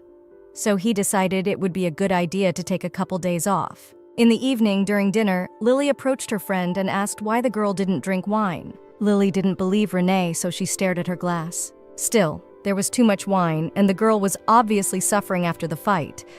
But Renee didn't want to tell her friend about her feelings. Lily accuses the priestess that her glass is not even half empty, and if it was all right, she would have had a third glass.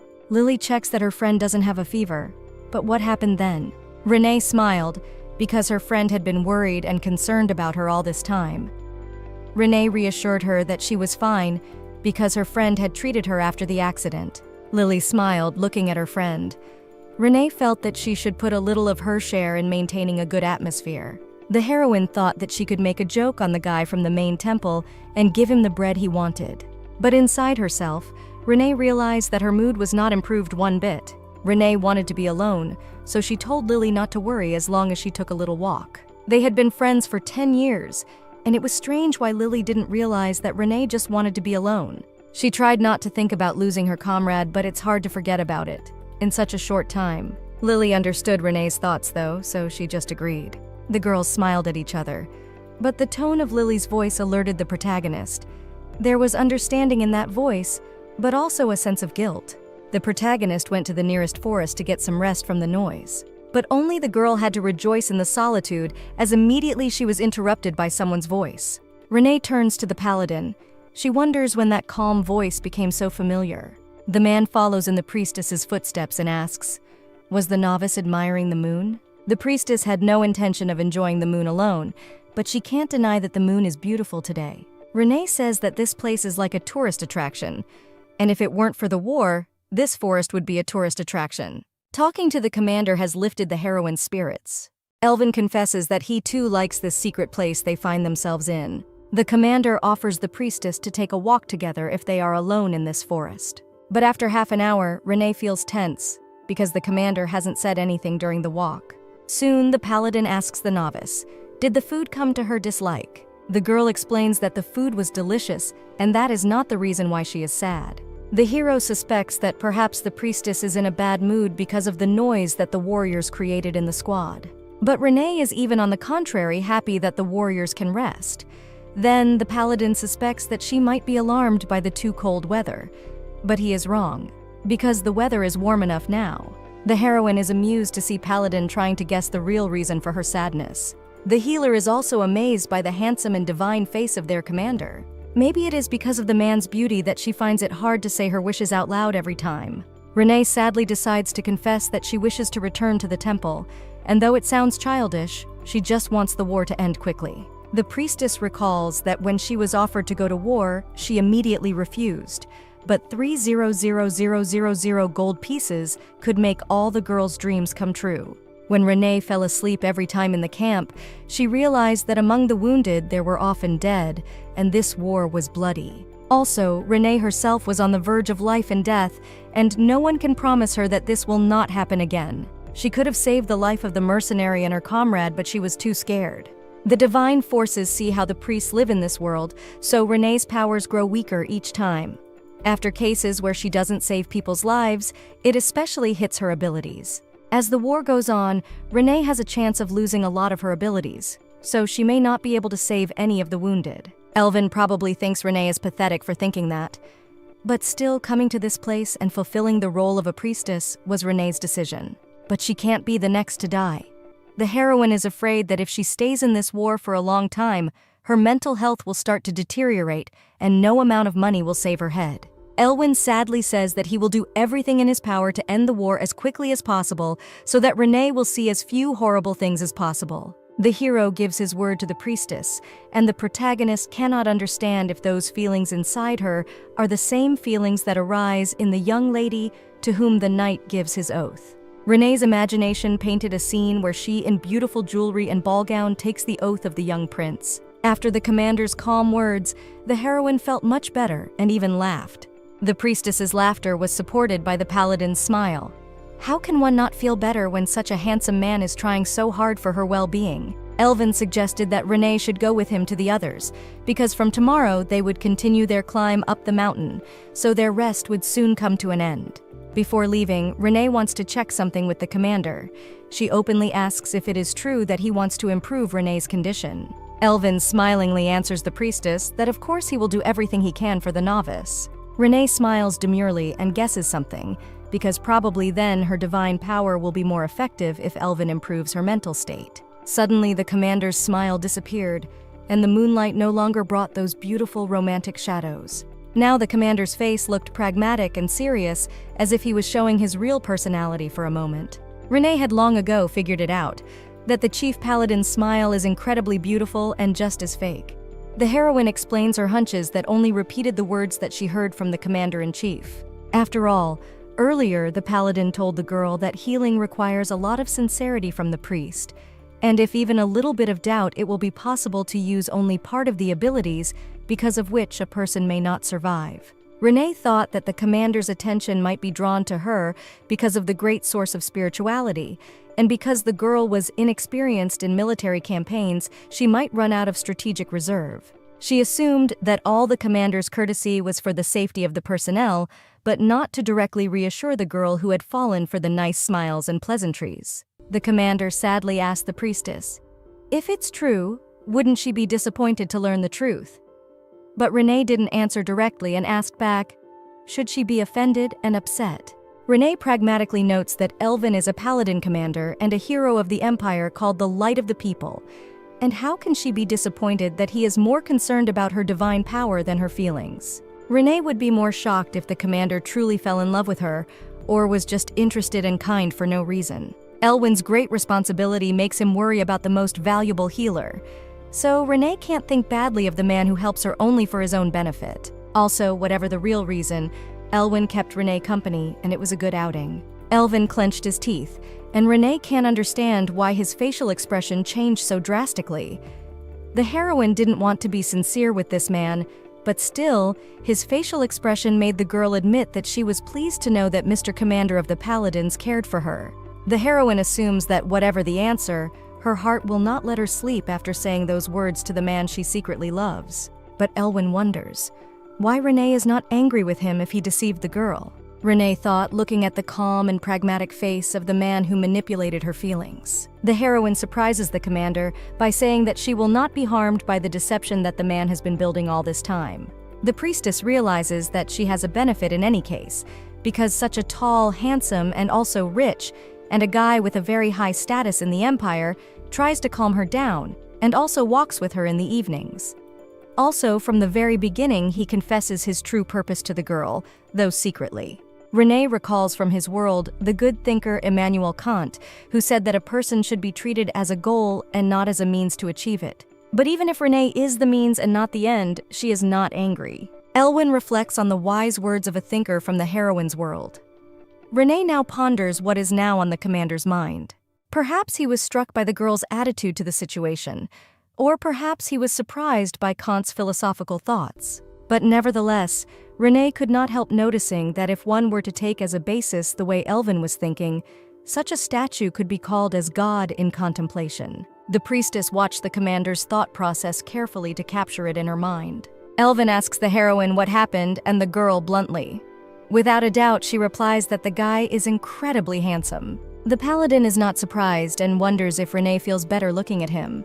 The girl thinks about the commander's question, and after a short thought, she comes to the conclusion that Elvin's face makes her feel good inside. The commander, who had thought hard about Kant's words, asked, "Is he really the means to the novice now?" The girl was confused and she didn't expect her own words to be used against her. But she can't influence in any way that the face of the commander produces a very strong effect on the girl. The hero becomes over the novice and, addressing Renee by name, asks her to call him by his name from now on. Elwin explains that such practice will help him become a better tool for Renee. Apparently, when Renee said she was fine, even when she recognized that she was a means to the commander's ends, he was so inspired that he decided to follow her example. Apparently, he's going to use his looks as a tool, I guess. The awkward silence that arose between the young men was the commander's expectation that Renee would call him by name. The girl was embarrassed but still managed to call the commander by his name, blushing like a small tomato. The man responded to her question and the girl blushed even more. The paladin smiled. His radiant smile gave Rena incredible emotion. But still, she was dazzled by his grace like a bright spotlight. After a while, Renee found herself in her tent. She thought about what had happened and thought it was a very good dream. She remembered the face of the hero who addressed her by name. In the morning, Lily wondered why her friend had woken up so early. Today, their army is going on the road. Renee washes her face and realizes that the events were too vivid for a dream. The heroine thought she might have gotten drunk and come to the room early to sleep, but Lily was angry at her for such assumptions. Her friend explained that Renee had returned from the forest with her commander and was laughing happily. The heroine recalls the past episode of her life and realizes that she called the commander by his name and blushed even more. The healer's dreams that the past event could have been a dream immediately collapsed. Lily asked her friend to get ready, but still, Renee must have a hangover, even though she hadn't drunk anything. Lily also pointed her finger at their glorious warriors that were also ready to travel. The heroine saw the men barely walking and struggling to stay on their feet. The priestess realized that perhaps on this day it would have been better to do a little scouting instead of going all out with the warriors, while they were still suffering from hangovers. At some point, the heroine met a glance from her means, Prince Elwin to be exact. She was so much frightened to see the commander that she even crashed into Lily, who was walking ahead of her. Her friend thought that Renee drank alcohol unnoticed from her, because she can't explain Renee's strange behavior. The protagonist met the commander's gaze, and it was definitely not her imagination. The chief paladin was ordering his army to form a marching position. The man turned to the priestess and nodded to her in greeting. Renee realizes that one nod from the man is enough to fly to the stars. Lily sees a trembling friend trying to convince herself that the commander's nod was just a greeting. The friend suggested that Renee must have gotten close to the commander. Renee says that everything happened after last night. She assumes that Lily, as quiet a person as she is, would be surprised at what Renee might say. But then Renee gathers within herself all the major events that happened with her and the commander. He promised to make every effort for her well-being, to make her divine power work more effectively, and their deal was based on Kant's quote. Lily interjects, "What happened yesterday?" Renee realizes that if she tells the story, she will also have to mention her desire to return home, and that is emphatically not to be done. She doesn't want to see the sad look on Lily's face again. The priestess did not think long and admitted that they decided to repent to each other. Lily was surprised because these guys repented even before they started dating, and it's very strange. Renee tries to change the subject and asks how steep the next mountain will be. But the girl's conversation is interrupted by a man's voice that wanted to ask Renee something. The girl and her friend look back at the guy who approached. The priestesses could see the giant. It was one of the knights of the empire that Cabal commanded. The knight's name was Tirak, and he was the vice commander of the Nickel Knights. His appearance is just as menacing as Cabal's. But there is one difference, and that is Tirak's character. This knight has a very kind attitude towards those around him. Tirak asks the novice Renee if her legs are okay or not, which the girl always had problems with during the trek. At one point, the giant notices a small and fluffy rabbit.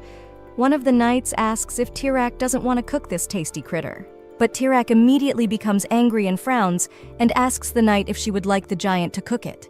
Renee realizes that sometimes even Tirak's character resembles Cabal. The girl also reveals that her legs are much better since she's rested. But really, Tirak came to Renee because he wanted to tell her that, after the last time, their group will follow the healers. Tirak, of course, apologizes for his words, but he would like to ask that Renee walk faster this day and that she be allowed to use self-healing, especially for her. Tirak, of course, explains that the knights have nothing against Renee's slow pace, but the commander is sure to be displeased because he scares everyone and no one can't listen to Cable. Now on the street you could see puddles after the rain. The heroine realized it, but Tirak explains that it is after the rain that Cable is in a bad mood.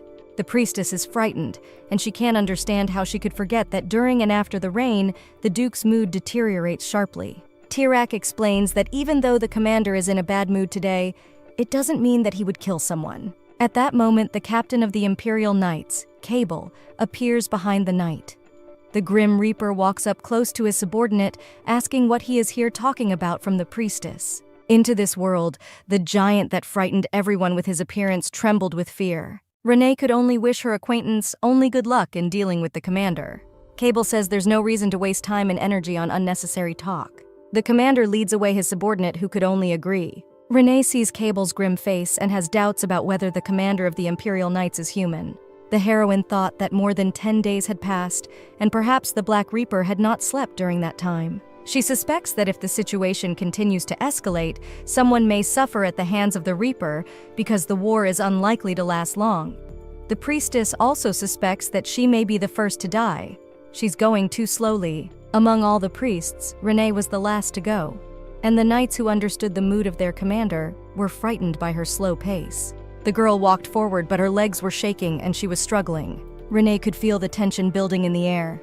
The commander of the Imperial Knights was walking almost behind the girl. He tried to push her along, but Renee physically couldn't walk any faster. She assumes she will be buried on the spot if she stops to rest a bit. The heroine makes every muscle work, and even though they are walking on a smooth road, it is still hard for her. Suddenly, the priestess heard a suspicious rustling. She immediately became alert, expecting a flying arrow. She realized that it was probably the sound of leaves falling to the ground and that winter was coming. While Renee was pondering, she heard nervous breathing behind her and realized that she had stopped for a second. The heroine yells that she's fine and can go on, so she runs forward, while Cable stares nervously after her. At some point, Tirak also hears a strange rustling sound and turns his attention to the source of the sound. The knight shouts to Renee to get her attention. The healer already tearfully realizes that she must be too slow. The knight asks Renee to turn around because there is something ahead. The girl looks in the direction Tirak pointed and sees a night shadow ahead. She doesn't have time to be surprised, but immediately notices the cute rabbit that Tirak was talking about all along. The dark knight sits down next to the cute creature. But at the same time Renee was looking around trying to figure out where the terrible shadow she saw was, it was much taller than the rabbit. Tirak apologizes to Renee for stopping her so suddenly. Renee realizes that apparently everyone is relaxed except her.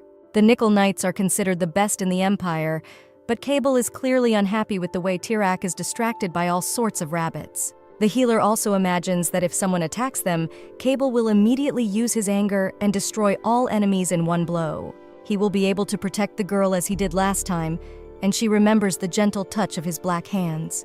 Renee for a moment felt a pleasant sensation in her stomach like butterflies. With Cable walking behind her, it was as if she felt safe. Hours later, it starts to rain, and the healer suspects that she needs to put the Duke to bed that night to keep the people around her safe, and she imagines it as taking care of a client in the past.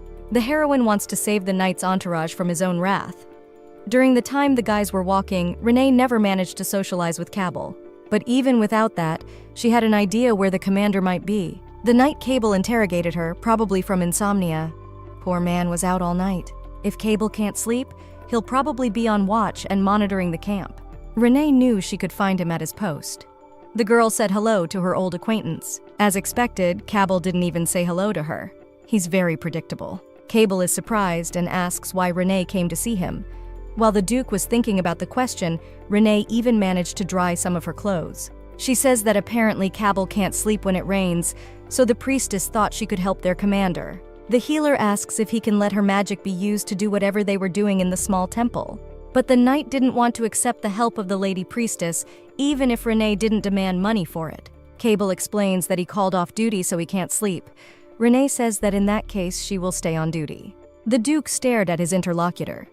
Cable's face showed how he felt about the healer's help. Renee was angry with Cable because she had shown pity for him to come and help, and now she was begging him to sleep. Cable returned his gaze to the fire and asks, had all of Renee's efforts been just to gain his trust? Renee didn't want to be sincere from the Dark Paladin. But if she didn't help him, he might snap at his subordinates. She would have to put up with bad treatment, all for the good of the community. Renee ignores the Duke's sharp words and says that if anything goes wrong, she will wake the man immediately. The Duke asks the next question and wondered why Renee was awake. The priestess was a little angry and didn't know whether she should tell the truth that it was because of the Duke. But truth be told, Renee has not yet forgotten that ambush when she saw the death of one of her comrades.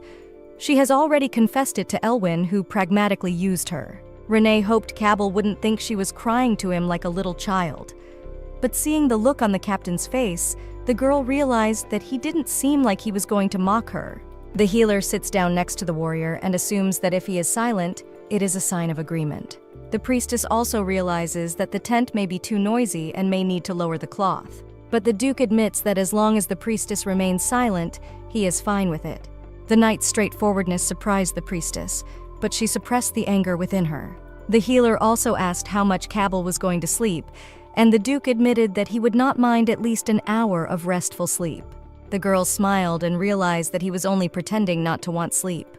But in fact, he wanted it more than anything else in the world. The priestess promised the captain that she would make it seem as if he had slept for 2 hours. Half an hour later, Renee was already using her energy to affect space. The grim reaper and strong warrior that terrifies opponents was asleep, like a small child in Renee's care. The heroine couldn't take her eyes off the beautiful boy who looked like a painting. She thought an hour had passed, but perhaps waking a man who hadn't slept in 2 weeks. It's too cruel. Inside herself, the girl thought that she was so much enamored with the face of the hero that she lost track of time.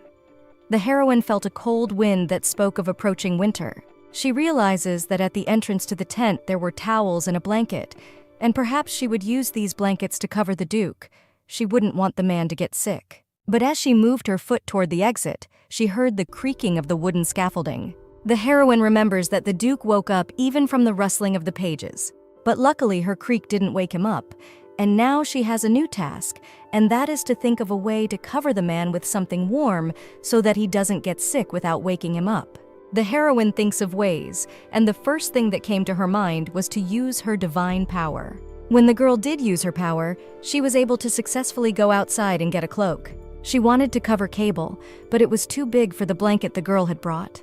The healer didn't know how to properly cover the prince with a blanket, and it was strange because for her, this piece of cloth would be enough for her.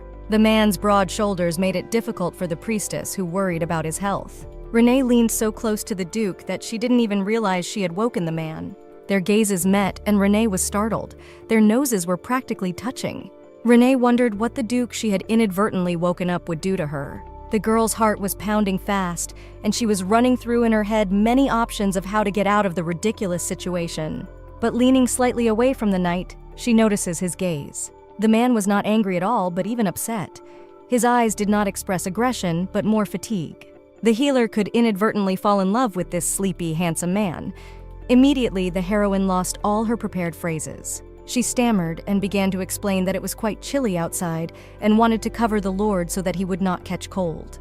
But the priestess saw that one blanket would not be enough for the man and brought several more to cover him. But the captain takes the priestess by the hand and won't let her go. The boy said that he had gotten used to Renee's breathing, and when he heard that breathing was distant, he woke up. Renee realized that he must be so used to the sound of her breathing that he falls asleep to it. Now the girl's heart was pounding like it was about to jump out of her chest. She wanted to run away, but the Grim Reaper rested his head on the priestess's shoulder. The man put his arm around her and asked the girl to stay, just a little longer. His tired voice was too haggard for her to hesitate to help this warrior. The proximity of Cable's body made Renee blush and her ears redden. The events carry over into Cable's memories. He remembers that beautiful picture of his older brother reading something sitting near the steps of their palace. The still young captain arrived at the palace after training and said hello to his older brother. The man smiled at his younger brother and said that the others were already waiting for him in the building, so let the boy hurry up. But immediately before Cable's eyes appeared the bloody face of his brother that was bleeding and lying on the earth. His loved ones lay at Cable's feet, and he and his bloody sword could only watch them die. It was raining terribly outside at the time. Cabell still can't get those events out of his head, and when it rains, he can't sleep, seeing terrible memories from the past. Renee remained in the Grim Reaper's arms until morning. She stood by his chair, not allowing him to take a step away from her, while the knight's hand clutched her wrist. But still no man can go so long without moving, and the girl's hand trembled involuntarily, causing the man to wake up. A surprised Cabell looked up to see the priestess before him, which was right next to him. The girl was embarrassed by the closeness of Cabell's face, and also surprised because she only trembled slightly, but that was enough for him to wake up. Cabell let go of the novice's hand in surprise. The girl fell to the ground, trembling from the loss of strength, because all night long she had to hug the captain, and when he sharply let the girl go, her legs could not take it anymore.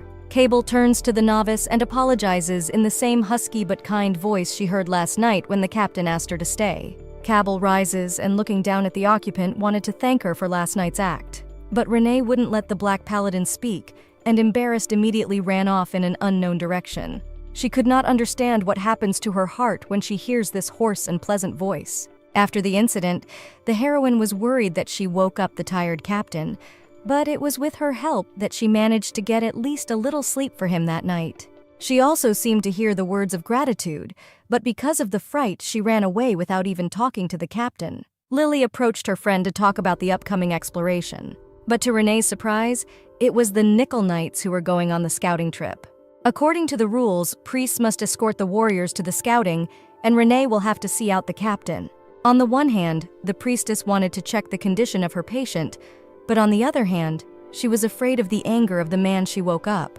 But seeing the Duke, Renee realized that he was in good enough condition, and on his face there was no longer a fearful look and fatigue. Even the captain's subordinates were surprised at this change in their superior's mood. Renee couldn't contain her shock either, and apparently her treatment was proving to be good. It was as if Cabell had become a completely different person and changed overnight. Renee was amazed, for the captain had become more like a human than a demon from the underworld. The priestess looked at her healing hands, which she used to perform miracles. The heroine was glad that this time she was useful as a healer and could not contain her joy. The heroine showed her friend that she was able to save all of Cabell's subordinates who could live. But it turns out that the heroine had been pointing her finger at the Duke all along, the girl. She was not confused because she had already been in similar situations many times, so shaking with fear, improvised as she could while saying that the Duke's face was renewed and the color of his hair and his eyes as if became more human.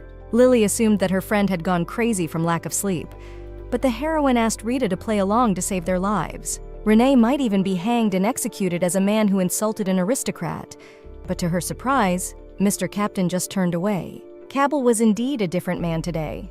The girl can't find another word that would better describe Cabell as that he was strange and unlike himself. He had quite a few important things to do, but still his gaze often turned towards Renee, who was escorting his fighters. The girl smiled to survive and showed her good-naturedness. But no matter how hard the girl tried, 2 weeks of insomnia could not be remedied with one night of sleep, so the circles in the man's eyes were still present. The healer had not slept well that night either, so she didn't look any better, though she wasn't as tired. Lily suggested that perhaps Renee was ill if she was saying strange things about the Duke. But the healer didn't even have time to contradict her friend before the commander appeared behind her. The commander-in-chief assumed that Renee had some kind of illness. After all, she has a pale face, and he immediately brings cold medicine. But the girl explains to the commander that she just didn't sleep well and there is no reason to worry. But Elvin, who was supposed to be interested in the priestess, says that nevertheless it is better to treat the cold before the appearance of complex symptoms. The healer was surprised at the insistence of the commander that he was confident in preventing colds. The priestess blushed at the paladin's concern, and when she is near the commander-in-chief, her mood rises. Yet looking at Elwin's face, Renee realizes that he is worried about her health, although he cares about her for his own benefit. But when such a handsome guy is worried about the girl, she cannot help but rejoice. The heroine also politely refuses to take medication and says that she will rest a little and she will feel better immediately. Renee confidently shows that everything will be fine, and her smile inspires confidence. The healer asks that the commander-in-chief not to worry about her divine power. The girl's last words struck at the paladin's heart. The priestess guesses that his special eye could analyze the state of the priestess's spiritual energy and he could think that her divine power has decreased, so the commander is worried.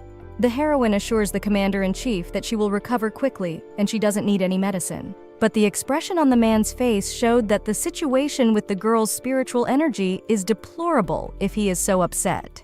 After all the talk, Renee retreated for a while to the edge of the camp where she decided to get some sleep. The girl even missed the moment the scouts returned. When she got a loud shout that the boys were back, Renee immediately woke up to a loud scream. She had no time to sleep before she was immediately woken up, and she was even surprised at the quick return of the men. The healer hears that the camp is noisy, and apparently there are many wounded again, and this situation is repeated every time. Although the heroine's strength is restored, but the girl is not happy to treat wounded soldiers, because she came to the army for money and not to study anatomy. Varsi's frowning voice pulls the healer out of her thoughts, and he was not happy that the girl decided to rest at such a crucial time. He said that the girl should in any case take into account for the future her bad behavior. The heroine has deliberately secluded herself in a remote place so that people like Varsi would not find her, but still, he personally decided to look for her. The boys return to the center of the camp. Renee reflects on the fact that apparently Varsi's resentment has not yet disappeared after their quarrel. Renee was told when she arrived at the camp that there were not many wounded, and for Varsi and the heroine, there were only 3 wounded. The girl thought that perhaps the kingdom would soon capitulate and she would return to her quiet life. The vice captain of the paladins explains that there was a battle today, but not as serious as before. The paladin speaks to Varsi, saying that perhaps the head of the healers should hold back his forces and trust Reyna. The girl was upset, and if the situation will happen again.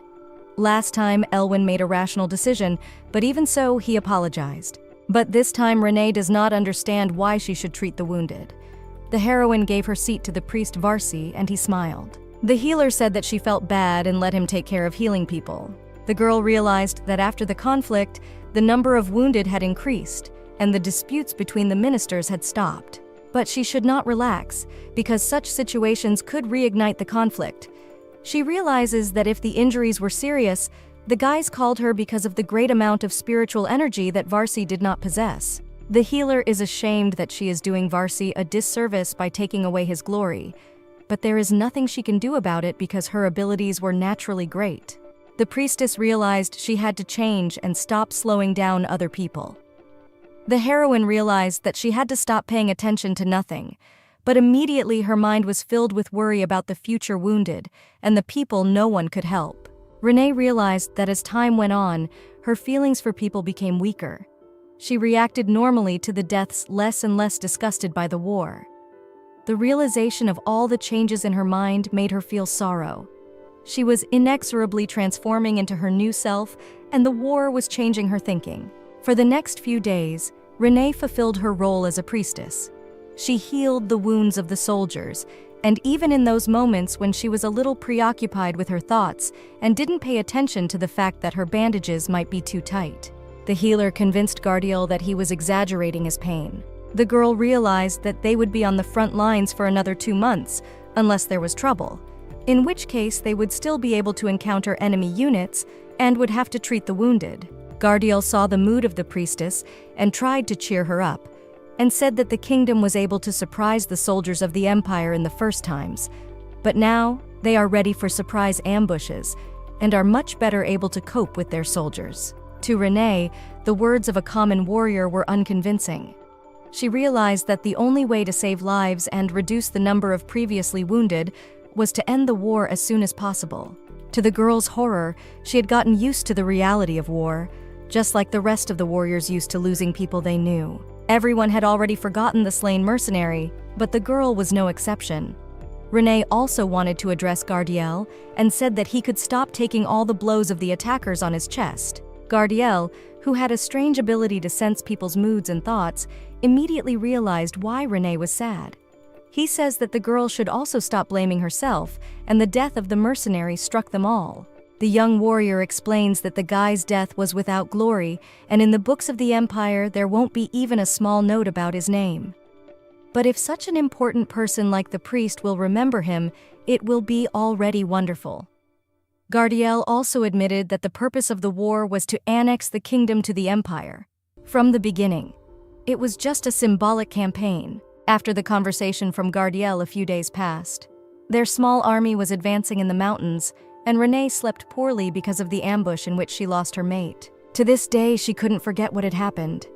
The heroine hopes that soon she will be able to sleep properly. Also, after that ambush, improved healer protection measures were introduced, and paladins along with imperial swordsmen took turns protecting the healers. As Renee walked behind the group, she was followed by either the Black as Death Cable or the luminous and divine Elwyn. Renee was glad, because in any case, the safety of her body was assured.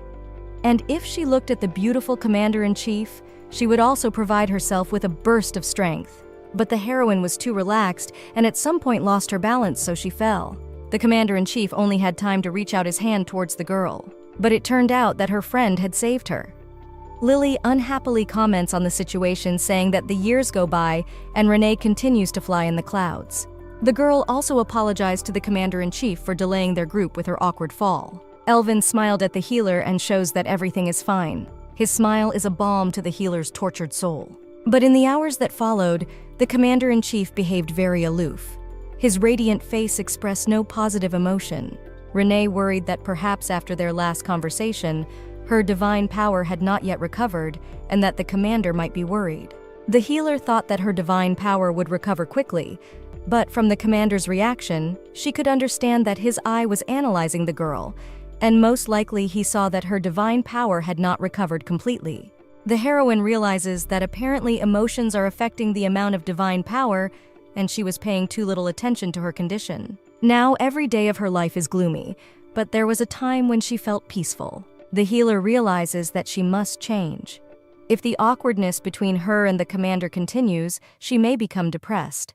The healer looks up and thinks that it should not rain for the next few days, and maybe it will help her sleep. The journey continued, and the girl only thought about sleeping, while her friend reminded Reyna to be careful on the roads. The priestess was, of course, inattentive and slipped on the nearest muddy puddle.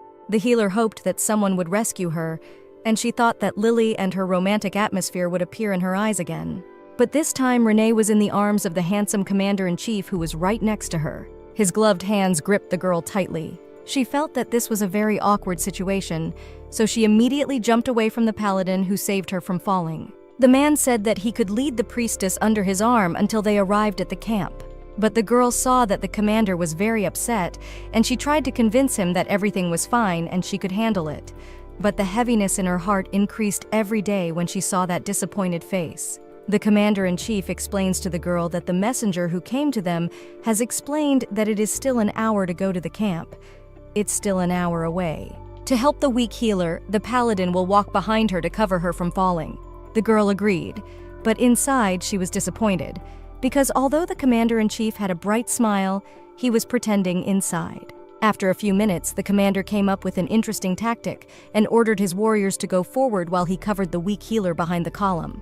The novice was not happy about being taken care of as if she were a small child. But even with the paladin at her side, she managed to fall. The healer promised that she would come to the camp and have a good rest, and then her divine power would be restored and the paladin could take it easy. But the Commander-in-Chief was not going to be silent any longer, so he immediately picked up the girl and approached her. The man wanted to say that he was not doing good things to Rena because of her divine power. His face was real again, and the fake smile was gone. The man says it must be Renee.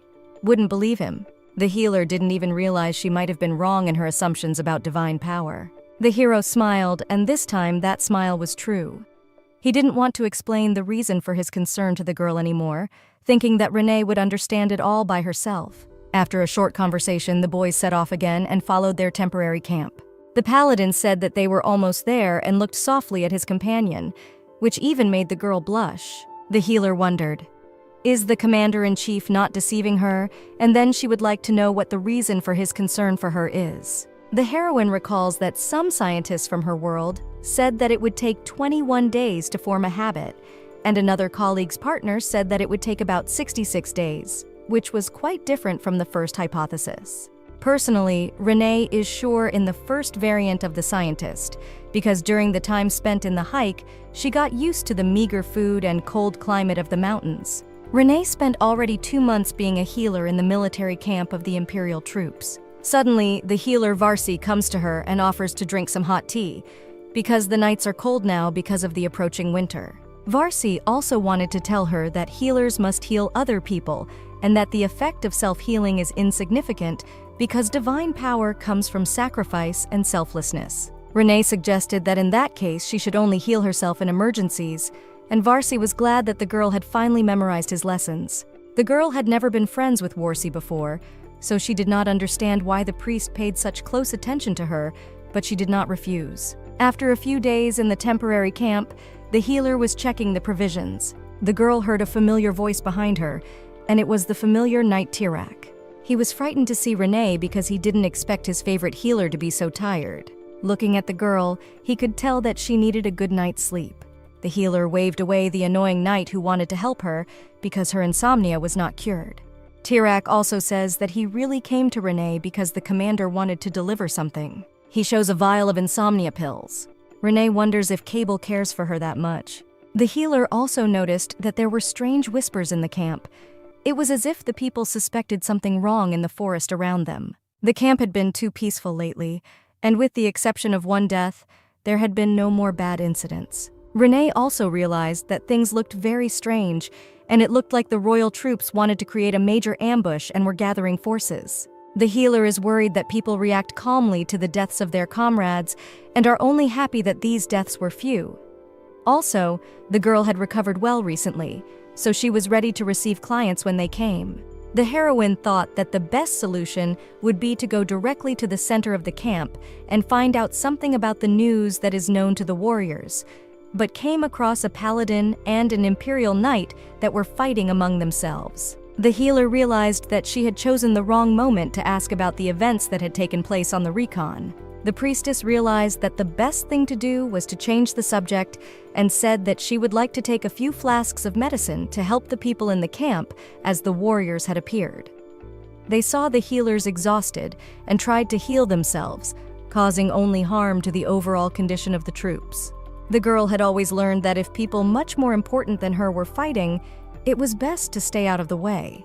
During the time that the girl spent in the military camp, she realized that her gift far surpasses the talents of other healers, and she is ready to help the warriors if her powers are restored. But the knights reacted very sluggishly to the healer's enthusiasm, and it was obvious that they were hiding something. The girl sensed the bad mood of the knights, and she became afraid. The warriors said that such information could harm the empire, so the healers should not know about it. But they did say that people don't always die in battle. For example, their army was running out of medicine, so some soldiers might die in the camp after being wounded because they had not fully recovered. Then Renee realized that those medications for insomnia that gave her the captain of the Imperial Knights were a scarce commodity in their camp. The girl now doesn't understand why Cabal had helped her, even though he knew there were other wars who might have trouble sleeping, and yet he had given the medicine to the priestess. The girl did not tell anyone that she received the medicine personally from the captain of the Imperial Knights. The healer felt a warmth inside her heart, and it seemed that Cabal cared about his surroundings, and the past resentments were forgotten. But the priestess could not understand only one thing, and that was why the Duke visited the temple and also could not sleep during the campaign without the girl's participation. If the captain had the medicine, he could sleep well. But Tirak, who had already been vice-captain of the Imperial Knights for 5 years, said that the whole thing was about addiction, and 5 pills can put a bull to sleep, but the commander doesn't even yawn. The girl was scared, and she was even afraid that maybe the pills could be poisonous. Tirak assures the healer that she may not even take the pills yet, because soon they will cross the border of the kingdom.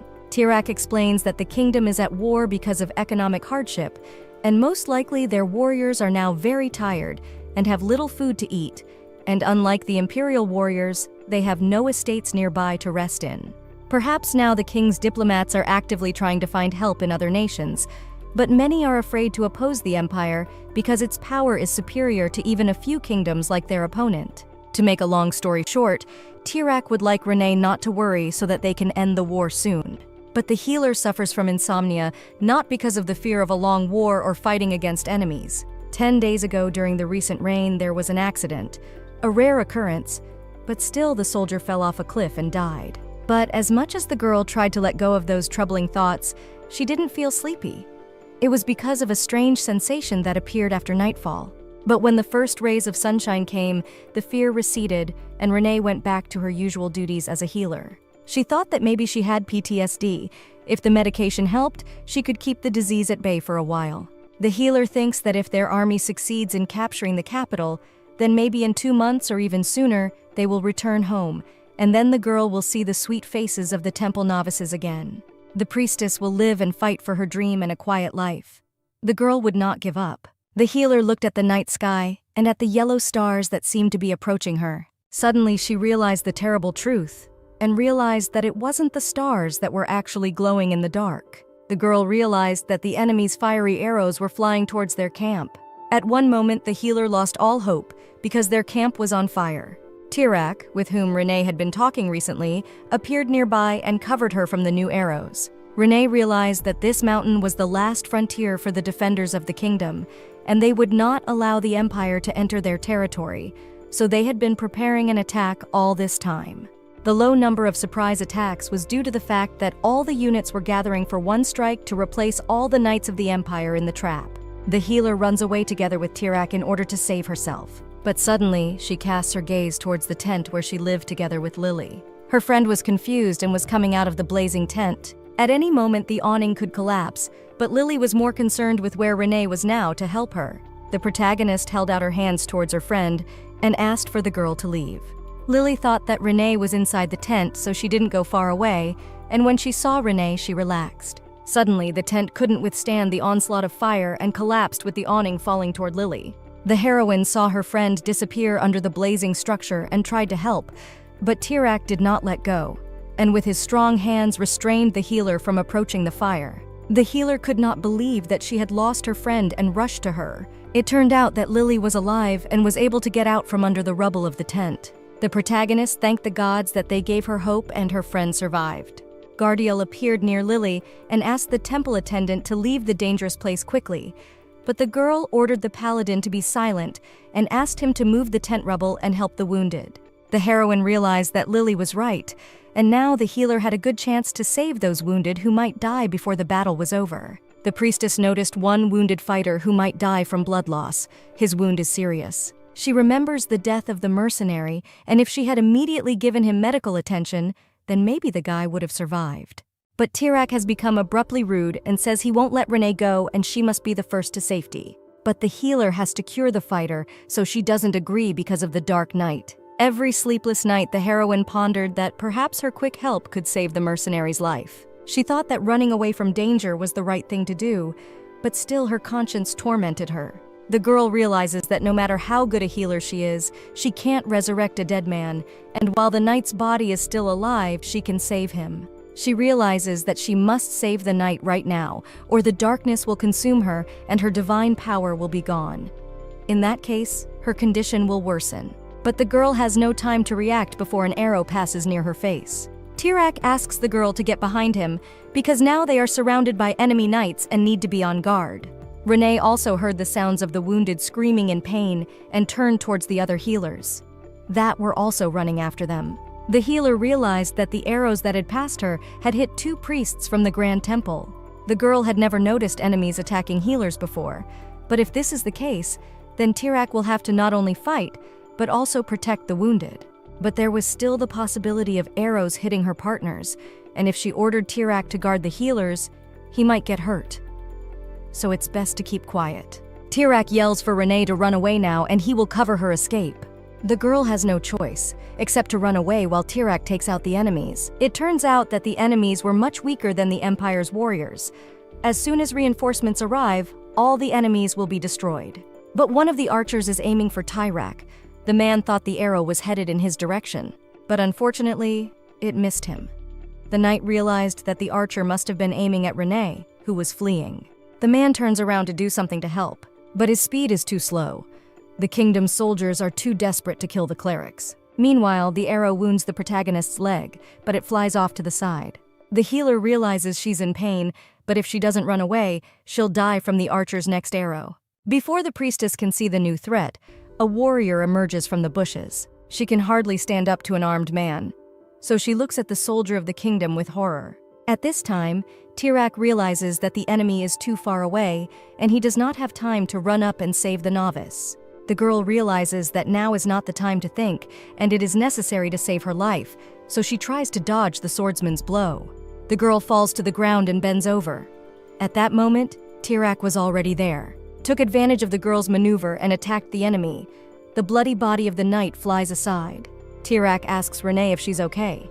The girl says she was shot in the leg, but their conversation can't continue, for a new threat has emerged, one that Tirak is the first to notice. He reaches out and pulls Renee to him. The brave knight embraces the healer to save her life. The protagonist couldn't understand why the knight was acting so strangely with enemies behind him. But then she hears it.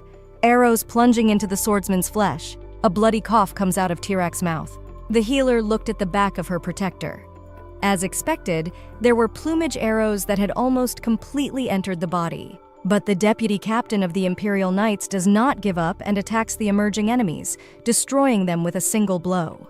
But after the fight, he collapses to the ground and Renee runs over to help him. The healer immediately promises to heal the captain and everything will be fine.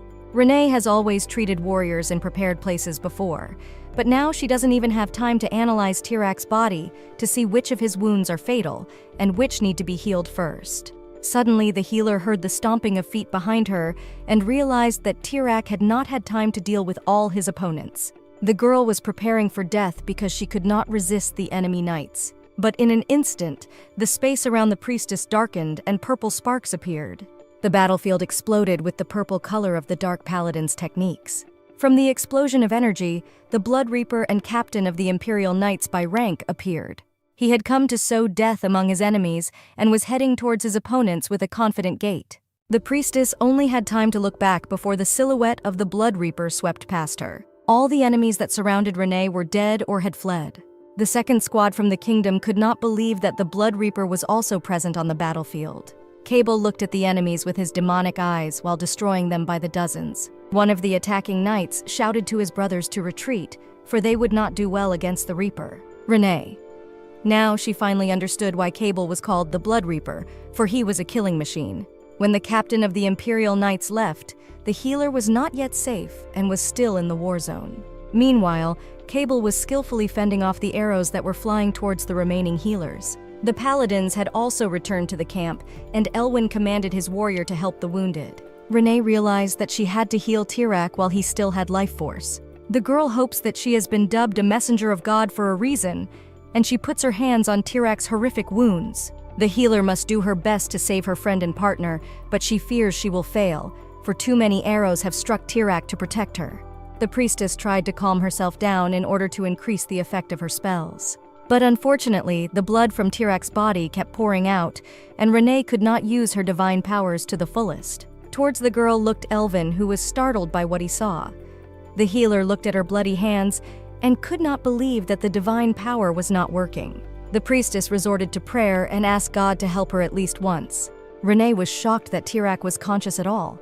After all, he had serious wounds. Now the boy could die if Renee can't save him in these minutes, and she is losing hope. Tirak asks the novice not to cry.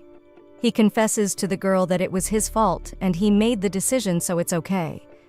The man's hands fall and he becomes unconscious. Renee yells for someone to help his dying friend. But although the kingdom soldiers are retreating, many healers were wounded. Renee was now useless and could not save her patient and her partner. But suddenly Cabal appears and asks Renee to calm down and puts his hand on top to help the girl. He says that the whole situation is his fault, because he should have been more careful in choosing the place for the camp, and he could not take control of the situation in time. And in the end, because of Cabal, Renee has to treat this man and save him from death, so he asks that the girl be blamed for everything. It's him. The healer doesn't know for what reason her divine power returned in that moment, but she suspects that Cable's warmth gave her hope. But Renee's divine power still wasn't enough. She pictured in her mind the joyful Tirak who had always given her hope. He was present in the girl's life and made her smile. Renee wanted to save this good guy who was a wonderful friend to her. She doesn't know how to go on living if she can't save her good friend. But Tirak was no longer breathing, and whatever Renee did, the life was leaving the brave fighter's body. Cabal said Renee could stop. The healer is even now worried about her feelings and she doesn't know. Would this moment haunt her for the rest of her life? Inside Renee, something cracked at the seams, and she felt as if some part of her identity was lost. But along with that loss, Renee gained insight and the power showed its source. Suddenly, the space around her was illuminated by a divine flash of incredible power. The girl did not even hope to change anything. Besides crying, the girl also screamed with anger and powerlessness. Energy of incredible power came out of the healer's hands. Remembering that episode, she thought that when she was called a messenger of God, maybe the guys knew something. The entire neighborhood of the camp was blinded by the divine light of the pillar that stretched from the sky to the desperate priestess. The healer lost consciousness and woke up the next morning realizing she was alive and well. Lily runs into the room and asks her friend how she's feeling. Her friend told her that Renee had fallen asleep for 2 whole days. But Renee wasn't interested in hearing about her condition, and except water.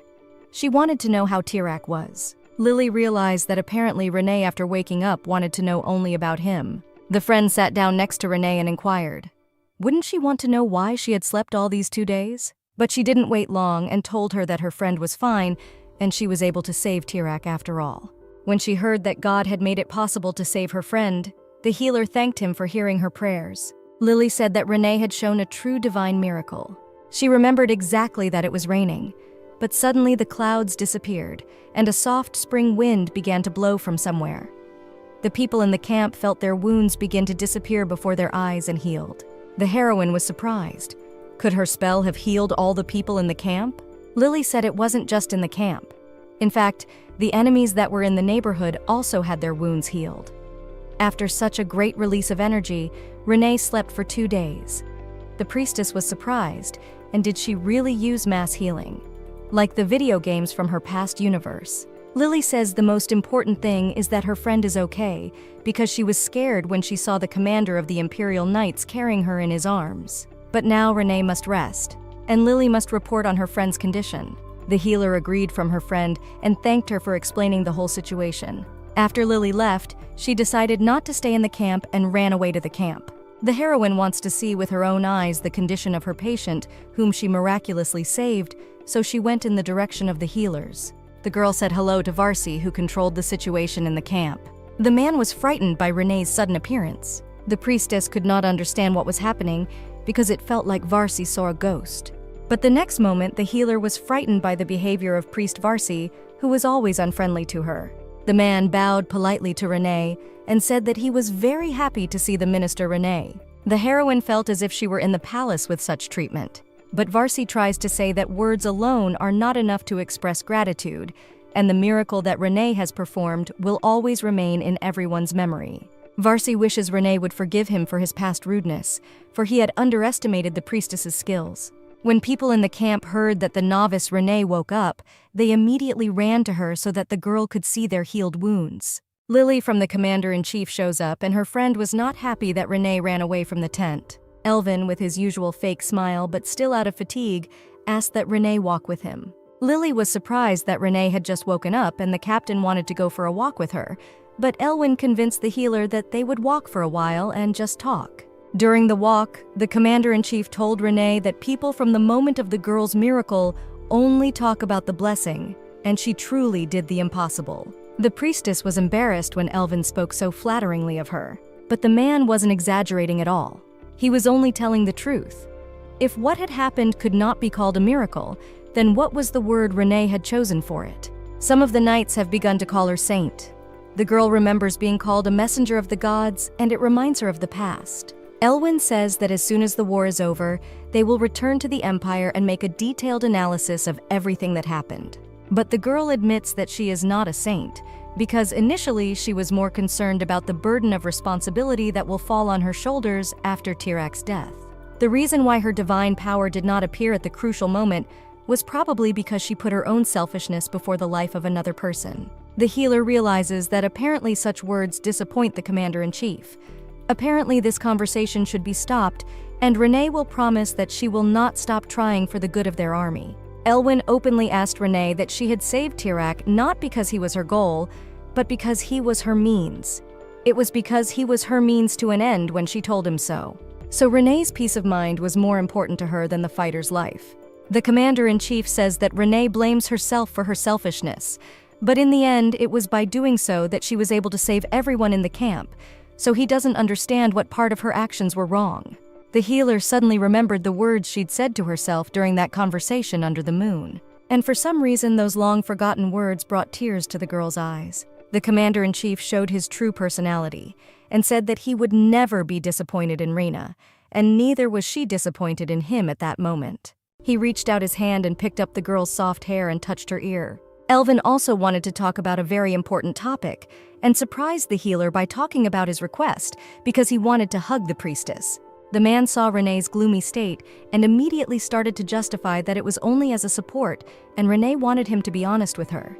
In fact, it was just a passing thought and nothing more. The healer resented the commander-in-chief because he teased her, which sometimes caused her to have trouble sleeping. Now he is the first to pay attention to her and ask for a response. But still, she is not one of those who will be offended for a long time, and also words sometimes just burst out about what she knows very well by her sad experience, so she agrees and allows the captain to embrace her. The man was surprised and didn't expect the girl to allow it so quickly, but he smiles and says he'd never hurt her. It seemed to the heroine for a moment that the man was actually pleased.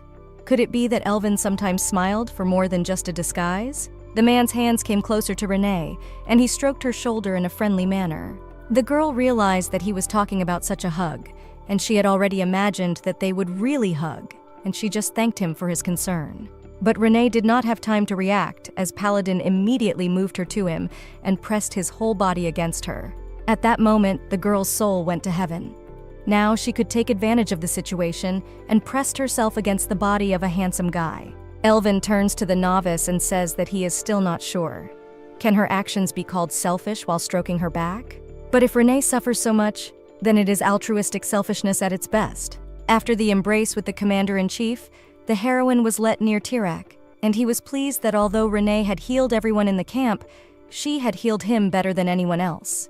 The healer was really surprised to see the giant in good health, because she thought she would need more treatment, because Tirak's injuries were really terrible.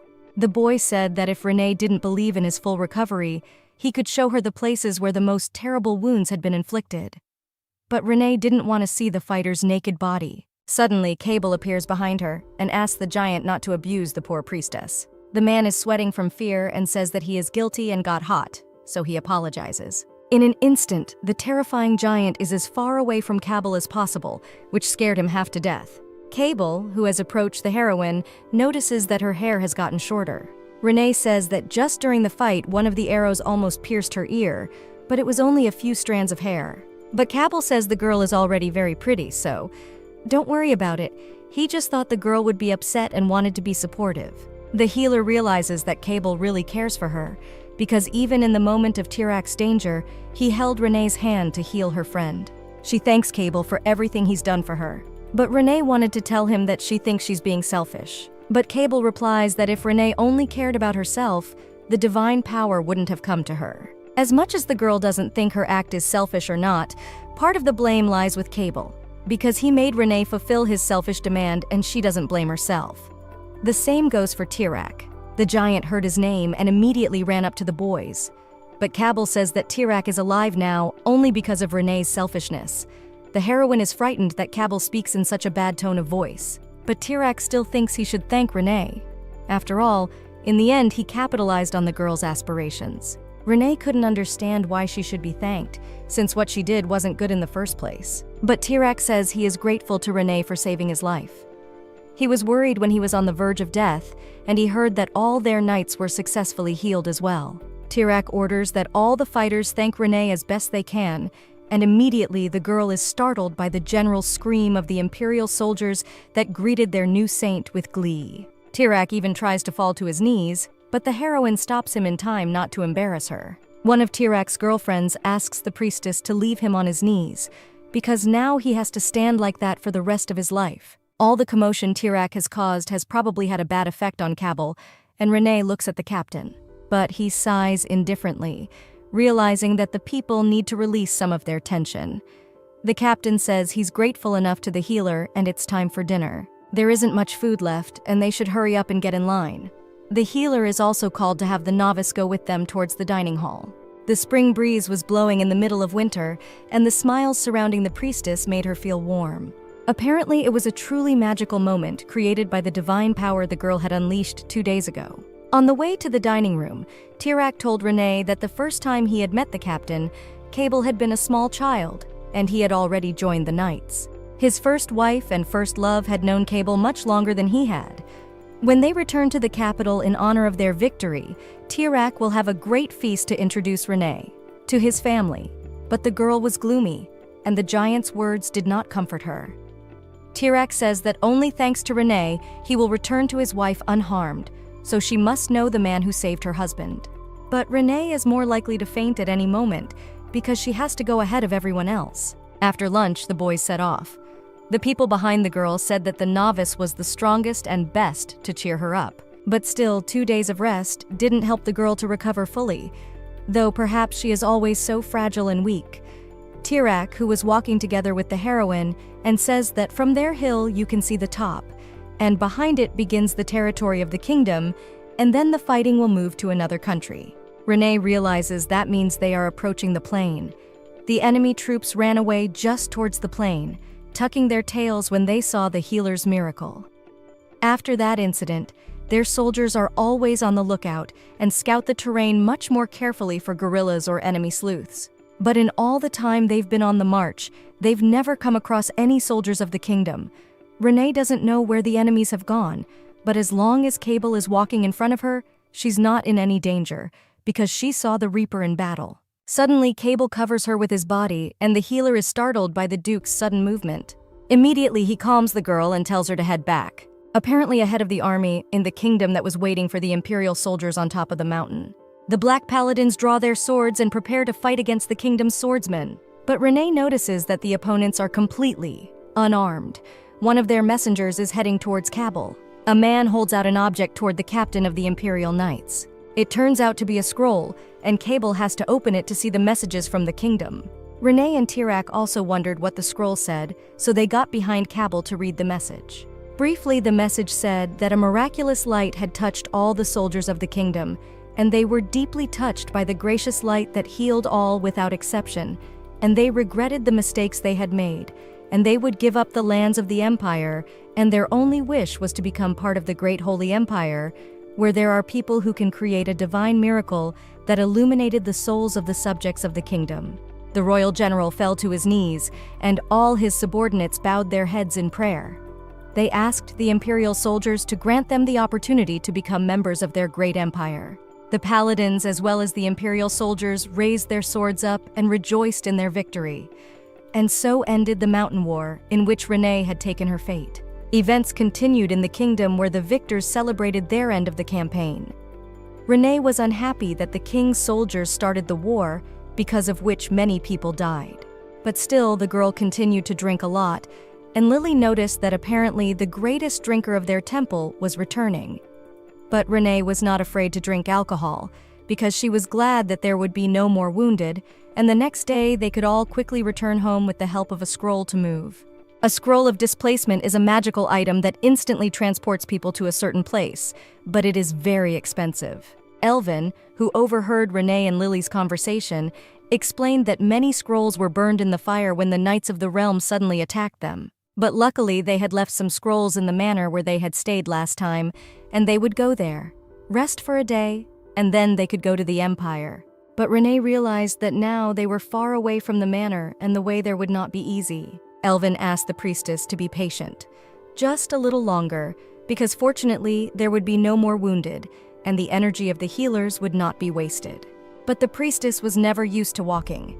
In all the time of the war, the girl continued to walk behind everyone, and Elvin covered her. The prince also wanted to ask Renee if she felt that something had changed in her. Renee says that the decree of surrender was sealed with the royal seal, and that makes her feel much calmer than before. She no longer feels like she has to retain every bit of divine power, and for once, she's gotten a good night's sleep. Though besides that, a lot of things had changed inside her as well. Apparently, Elvin was not satisfied with the priestess's answer. He wanted to ask about Renee's divinity. The heroine was frightened and directly asked the man that she could see divinity. Had she still not recovered it? Therefore, if it's true, it will be difficult for Renee to work in the temple when she returns home. But the healer forgot that she was bound to be given 300 gold pieces, and that amount of money is enough for her not to work. But Elvin explains that he meant something else. After the day Renee had performed the miracle, her divine power was not fully restored, but still increased significantly. He doesn't know how much greater. Renee doesn't understand why the man feels so insecure. Elvin says the girl's power is on the same level as the cardinal's, and that's why he was worried. Renee even choked on the information she heard. Is she seriously comparable in strength to the cardinal of the central religion? The commander-in-chief says that everything is correct. And now Renee has a little more strength than the archbishop. If you wait a little, it will be replenished, and then the strength will be at the same level as the cardinal. They could make an exact test to make sure of the commander-in-chief's suspicions. But the girl wouldn't want to do that. Elwin says that they will soon see the camp, and as they get to it, then offers to examine Renee's ankle, which was wounded earlier. Somehow, Renee ends up in the tent of the prince, who puts a bandage on her and examines her ankle. The man says that he had asked before to be called by her name, but the priestess continued to ignore his request. Renee realizes that it is difficult for ordinary people to call the prince by his name, but the prince himself gave her permission to do so, so Renee could still call him by his name. But the moment the man gently held her bare feet, she had a very mean thought. So she immediately blushed and pulled her body away from the prince. But the guy didn't let go of the girl's foot, and a yellow glow appears around her. She realizes that it is a divine power. And that's when the prince tells her that it's a big secret. He can use divine power, and he's not very good at it, but he can heal on the level of ordinary clerics. The energy that paladins possess is considered one of the many forms of divine power, but the ability to heal is very rare, so people who possess it are considered healers. In other words, the prince is terribly strong. Besides being a war knight, he can also heal, and that makes him a doubly dangerous opponent. The commander-in-chief says Renee can take the bandages off whenever she wants, and maybe they can ride. But still, let her wear them at least a little. The healer says that she feels sorry for Elwin having to keep information about her powers a secret. The hero says that if someone finds out, it could bring a lot of problems that the guy doesn't want to face. But Renee blushed even more and wondered why the prince revealed the secret to her. The man recalls conversations in the imperial palace where people were talking about a 6-year-old child with a lot of divine power that is born once in 1,000 years. Such an arrogant boy could use his power to become emperor. Elvin smiles and asks Renee what she thinks of the reason for his secret.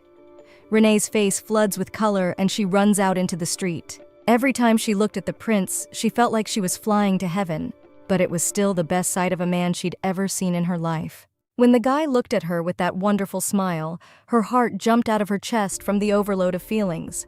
The healer realized that her inner feelings were not only because of the handsome face, and apparently Elvin liked her. The priestess realized that she might have fallen in love with this manipulator. Afterwards, Renee tried to cool down after her frank conversation with the prince, and Lily found her friend freezing in the cold. Later in the tent, Lily heard a little of Renee's stories and said that she had long noticed that the commander-in-chief was very friendly with her friend, but had not known that he cared for her to such an extent. Renee, who had hoped for a relationship from the prince, wanted to find out from Lily what she should do next. She remembers the prince comforting her with a hug, and if he does that, then maybe he has feelings for the priestess too. Renee says he also always smiles when he sees people around, but Lily corrected her friend saying that the prince only smiles when he sees Renee. Lily was very angry because her friend was looking for any clue to prove to herself that she could build a relationship with the commander-in-chief. Lily hesitates and says that Renee knows that she sometimes went to treat the Viscount's son. The heroine knows that rich people call a healer instead of a band-aid. But what was Lily trying to explain with this story? Her friend tells her that after the treatment, the Viscount used to treat her to tea, while she listened to the gossip that ran in social circles. And at least one of those gossips involved the commander of their army, Lily. Though to explain that if Renee really wanted to date the commander, she only knew his name but never listened to the aristocrat's stories about him. First of all, he is the commander of the Holy Paladins of the Empire, and as they say, because of that, he can't attend every ball. However, the children of the imperial family still need to be at some events. On such days, the young and unmarried nobles pursue Elvin with the whole crowd, and the girls run towards the handsome man.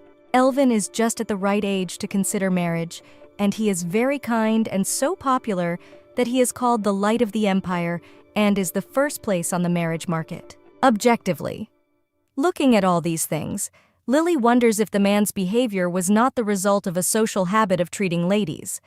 But for Renee, this information immediately causes depression, because she had not even thought about it. Lily realizes that her words have affected her friend too much. The friend therefore decides to cheer up and says that there is a chance that it is not true and the guy allowed to address him by name. Lily's words immediately show the effect, and Renee has hope. After the evening gossip, the girls went to bed and Renee reflected on her life. She didn't think she was attractive, but how can she compare you to the beauty of young aristocrats? She's just an orphaned commoner from a small temple and nothing more.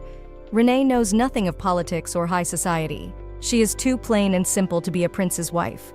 Although the girl's powers have gotten the better of her, but she has no other choice, and she just has to confess to him not to think anymore. Lily wonders, did Renee really dare to confess to the prince? But the heroine has made up her mind and decided everything, because she has to look good and be trimmed, so she asks Lily to help her. But her friend could not understand what Renee will get from her confession, and whether her dream was not to earn a lot of money and then do nothing and have fun and eat. If the confession was successful, Renee risked becoming a princess.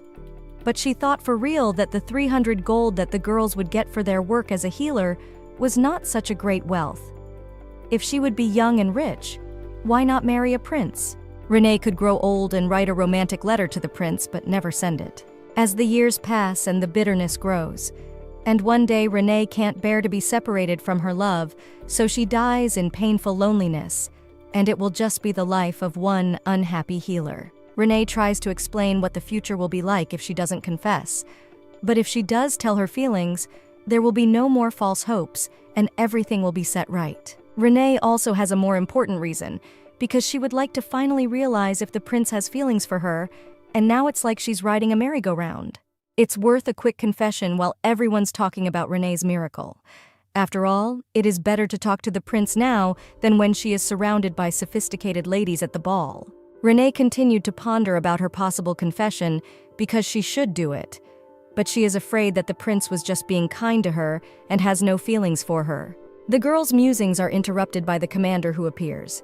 He asks why Renee is thinking in private, and the girl says that she just didn't sleep well. The light from Elvin illuminates her face and she just feels good to be near this man. The commander-in-chief says that they are halfway to the empire and he would like to have a small dinner that day. Also, Elvin says that there is a wonderful view ahead and he knows that Renee has been worried a lot lately and he hopes that she will relax a little.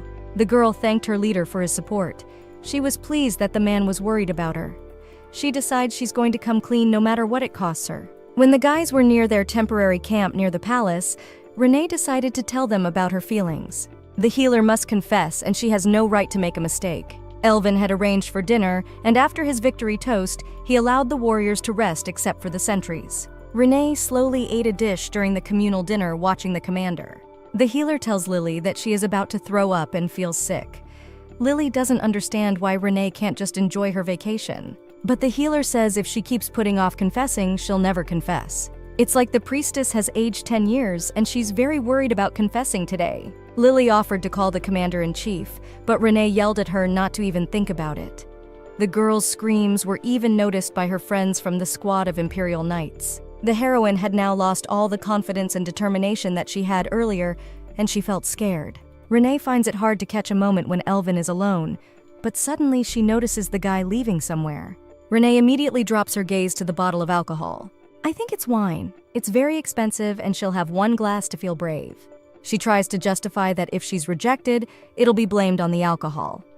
Renee hates herself, but she can't help it. The girl runs towards the departed paladin, while Lily realizes that the prince liked the girl so much that she is desperate. Varsi also saw that the priestess had run after the prince, and he was afraid that the girl would be all right, because she seemed to be very drunk. Lily could not believe that one glass could make her drunk, but Varsi said that it was a very strong wine and she should try it. Lily took a sip and realized that this wine is really strong, and how Renee managed to drink a whole glass. At this time outside, the healer felt bad after drinking alcohol. The priestess was having a hard time, and she couldn't understand whether it was nerves or alcohol that was tormenting her more. Her mind was foggy, and she could not orientate herself well, but her lover could be seen from afar because of his height and build. She suspects it is Elvin, and her heart would explode if she called his name. The man stood in the shade of a tree, and his silhouette blended in with the surrounding foliage. The healer trembled, and blushing says that she thought about it for a very long time and doubted if she should tell him. She admits that she likes the man and seems to be in love. Finally, the girl confessed her feelings and was able to fully reveal her heart. The man did not come out of the shadows. After a moment of silence, he asked why the girl had made this decision. The girl continued to tell that she likes the guy very much, and all his character traits are wonderful. She likes the smile and also the care that the hero always gives her. The girl thought that maybe for Elvin it was too unexpected, and he was confused. A male voice said that he did not quite understand what was said. The heroine thought that apparently the man would reject her, and she knew that he would. So she could no longer resist the effects of alcohol and felt her legs not holding her body. But suddenly, a man's hand picked her up by the waist. She thought about the man's voice as well as about other characteristics that were different from Elvin's. The most important was the color of his hair, which was different from her lover's. Renee realized that she had confessed to the wrong man and was now in the arms of a stranger. She could not understand to whom she had just confessed, and her heart was torn apart by the realization of her mistake. After a while, the girl wakes up at night and realizes that she had a nightmare, but besides that, she was also hungover. When the healer thought about the hangover, she became scared and trembled. If it wasn't a nightmare, then she had confessed her love to another man, and it wasn't Elvin. The healer realizes that it seems the sun hasn't risen yet, so she looks outside. She just goes to that place and makes sure that it's not the first time she drinks alcohol, and it was necessary to get so intoxicated that she didn't recognize her love. When the girl found herself in the same place, she saw the same tree and manor with a beautiful view, and it was the same place where she confessed her love. She confessed to the wrong person after one glass of wine, and of all the people she could have confessed to, it was apparently Cabell who happened to be around. It was scary what he was doing late at night in that place. The healer hopes the guy walks by and prays to God he doesn't see her. But then Cabell interrupts the healer's prayer and asks the obvious question of whether the girl remembers what she told him last night. The priestess admits that she remembers and calls the Duke Sir so as not to accidentally offend him as she did last time. But Cabell was unhappy that the girl was hiding for some reason. The healer realizes that the captain must be angry. Renee realized that it seemed the man had been up all night and his look was very irritated. The priestess realizes that apparently the man is definitely uncomfortable with her confession, and it's best to quickly admit that she was wrong and apologize. Also, she was drunk, and so she was not thinking straight, and there was such a misunderstanding. The confession wasn't really meant for him. Renee opened her mouth to voice her thoughts, but at the same moment she was interrupted by Cabell's calm and pleasantly husky voice. The girl looks up and sees the beautiful, sweet, and smiling face of the Duke. He asks that the girl call him by his name. The man doesn't want the priestess to call him by some strange title and wants to call her by her name too. Renee was surprised at the tenderness the Blood Reaper showed her. The healer realized that Cabell was not what she had seen before, and he could be gentle and sweet. The heroine was surprised to see Cabell smile, and she also heard about his request to call the man by his name, and it turns out that the Reaper did not reject Renee. Everything fell apart for the girl in an instant. Cabell waited silently for the heroine to answer him, but he couldn't help himself and decided to support the girl by reaching out his hand to her. She doesn't understand why the man is coming closer and whether he thought that she had tears of joy, which were really from fear and from sadness. Cabell asks how long will Renee hide her face while addressing her by name. The girl realized that the Blood Reaper's voice was very gentle and pleasant. It was as if Cabell had become a different person. He leaned over the girl while smiling into her eyes. She thought that if she told the truth, she would not be left alive. And if it was not a dream, because Cabell was the Blood Reaper, she could not say that she had confessed by mistake. Now, Renee has a question. What to do in the situation she found herself in, and how to stay happy without dying at the hands of the Reaper. She began her thoughts with the fact that the reason for the stupid situation was the traditional liquor of the kingdom, which the girl confused with wine. It is said that this drink is a very strong alcohol that can even kill a bull. No wonder the bottle had a picture of a running bull on it. Renee realized that that picture was a warning sign. Renee told Lily all about it.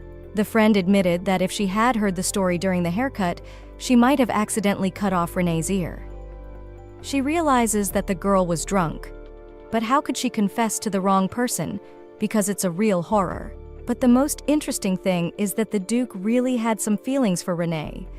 The healer realizes that it is probably true, and in any other case she would not agree with Lily. But it is about Cabell, and she does not understand anything at all, and whether she was wrong about this black and gloomy man all this time. The girl shrouded herself in her gloomy dome of thoughts and couldn't imagine anything good in the future.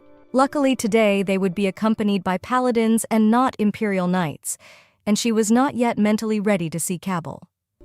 The prince was shining like the sun as always, and politely asked the priestess if she would like to stop and rest if she was feeling ill. But the girl said she was fine and not tired. Luckily today she was talking to Elwyn and not Cabell, because in that case she wouldn't have been able to move. But the commander-in-chief still had something he wanted to talk to Renee about. He had seen Renee fall last night, and the commander of the Nickel Knights had carried the girl in his arms to the tent. The healer got scared, and did the prince see her confession to Cabell? The girl was drunk and apparently just went in the wrong direction. She thinks fate played a bad trick on her. Elvin says that if the healer has been feeling bad since yesterday, she probably needs a rest. The girl was very happy that the prince cared for her, but she was also sad that she didn't confess to him. She thought that if she confessed and repented, perhaps a miracle would happen. But suddenly, the healer's thoughts are interrupted by a loud scream from the forest, and Renee stops. Nearby is Tirak, and the girl was angry that he interrupted her possible confession to the prince. The man says that he ran to the end of the column for an important reason. It was obvious that the deputy captain of the Imperial Knights was very tired after the fast run. He wanted to know if the novice had accidentally said something wrong to the commander. After Tirak's words, the girl was frightened. While Elvin didn't understand the clergywoman's reaction, Tirak says that the commander kept looking back, so he asked him what happened, and when he suddenly said Renee's name, he also wanted to visit the clergywoman. But in the end, Tirak said he would bring the girl to the front of the column himself.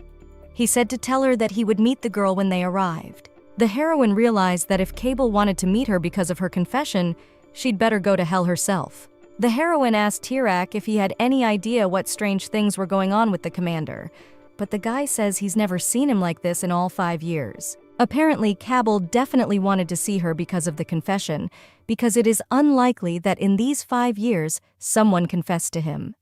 Tirak also kneels beside Saint and promises that he will give his life if she is in danger, so it is his duty. The girl wonders what she should do if the Reaper has truly called her out on her confession. The healer wants to live but not a horrible life together with the Reaper. The paladin says that if Renee is not feeling well, she should rest, while Tirak notices that the girl has turned pale. He tells the commander that the girl feels ill and will not be able to come forward. His life belongs to his wife, but Renee has her fair share. The girl wants to say she has no use for another's life, but she can only thank Tirak for trying to save her from Cabell's attentions. A healer can't avoid Cabell all the time. If she pretends to be sick, and the next time Cabell visits her tent, she might as well be sick. The girl realizes that there's nowhere to hide in the tent, and she's terrified at the realization of her helplessness.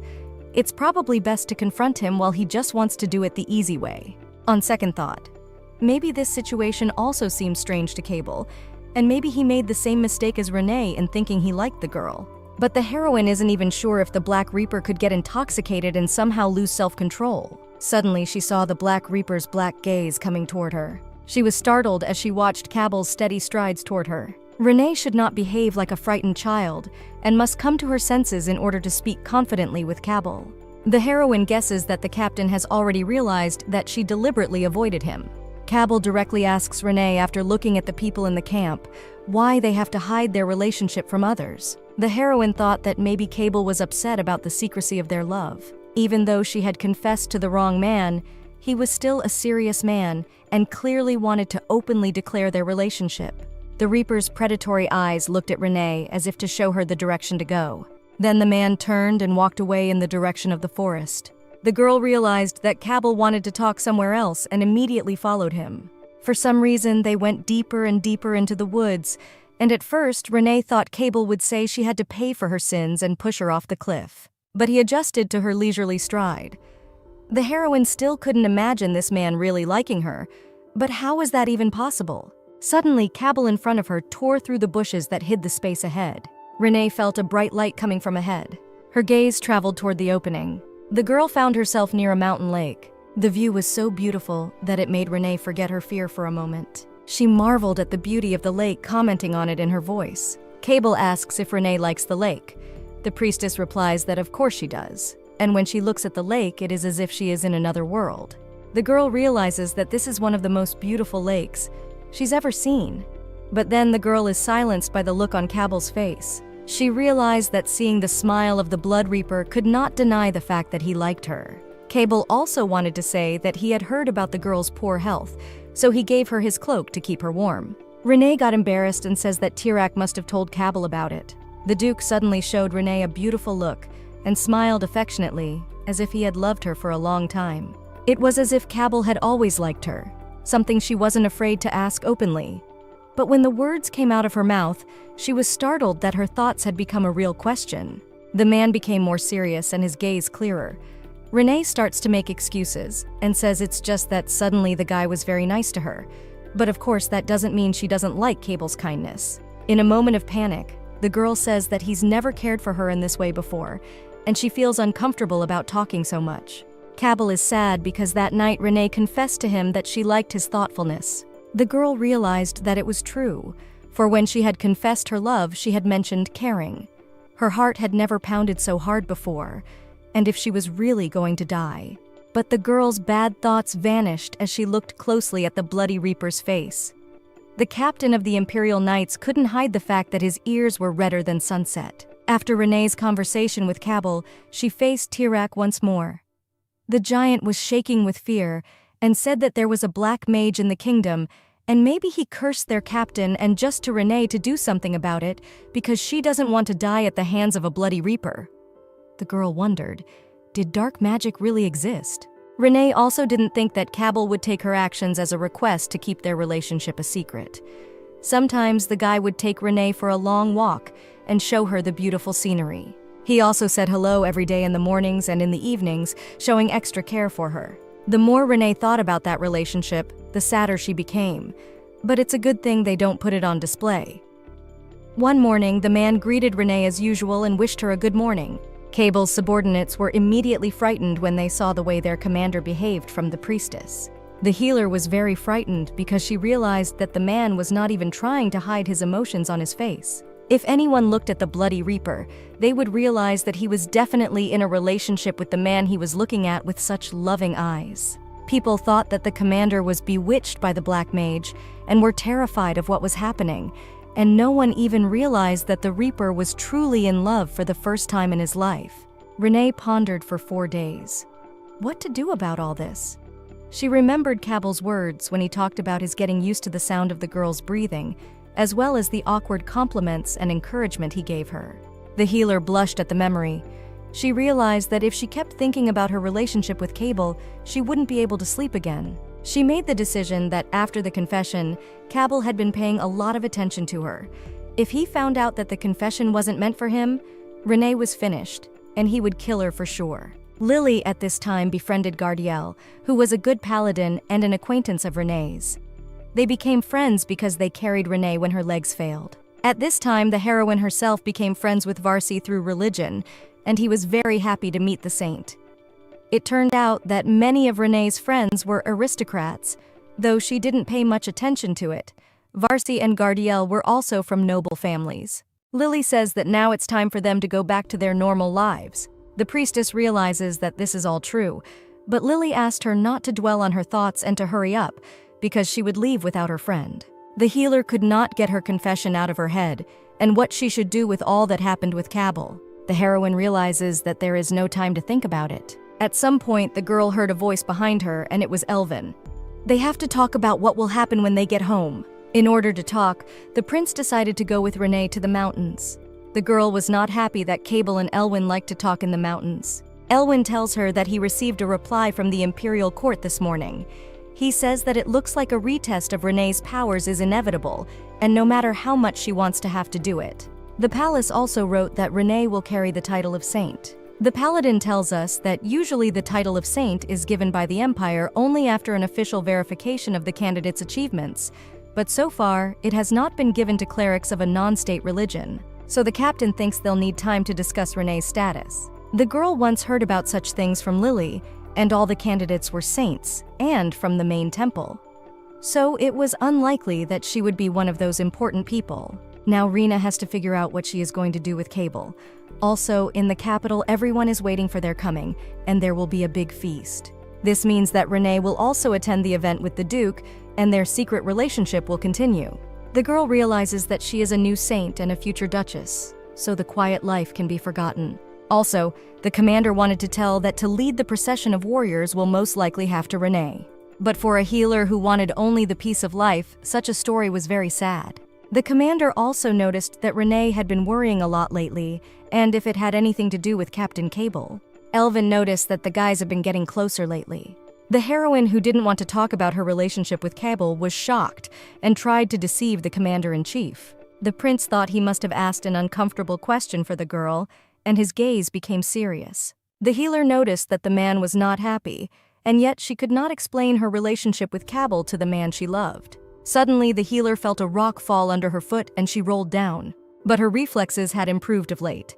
So the priestess successfully wrapped her arms around the nearest tree to save herself. Suddenly, she felt the prince's arm around her waist. Renee tries to explain that she's fine and doesn't need to be held so tightly. But for some reason, the commander-in-chief does not let go of the girl and continues to hold her. Suddenly, Renee hears Cable's voice, and she notices that a Black Reaper has appeared behind them. The prince noticed the approaching captain of the Imperial Knights as well. Cable stood behind the boys with clenched teeth and looked aggressively at the prince. He questions why Elwyn is embracing the priestess. The Dark Paladin snatches Renee and takes her aside, then asks his questions again. The prince coldly replies that the priestess tripped and he didn't let her fall. The boys glare menacingly at each other, and the commander-in-chief apologizes if there was a misunderstanding. Cable clenches his teeth furiously, even gritting his teeth. He turns around with the girl and walks away. The healer runs after Cable and apologizes. He must have misunderstood her.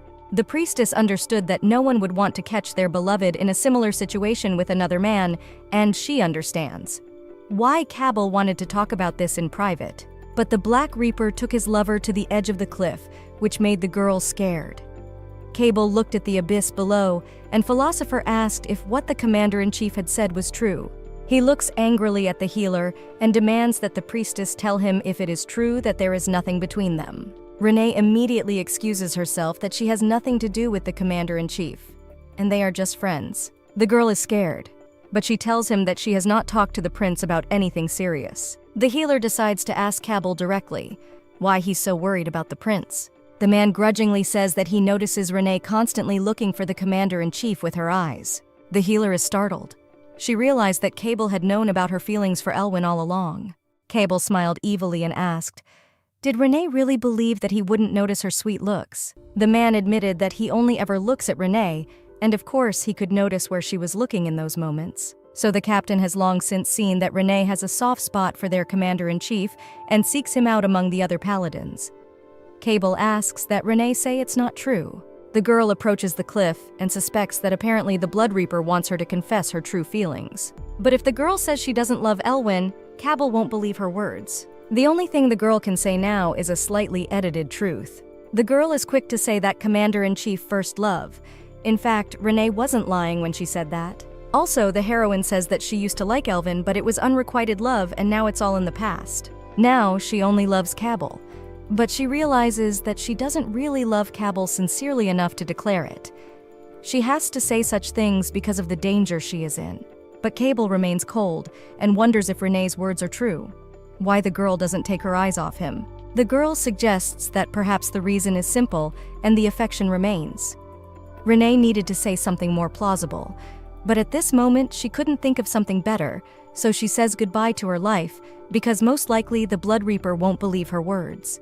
But when Renee saw Cable's face, she realized that it was too early to say goodbye to her life because the man was looking at her with a completely different look. The Blood Reaper, and fear of all enemies of the Empire, apologizes to Renee saying that he was wrong. But still, the hero wonders why Renee's affection doesn't fade even when her new love is near.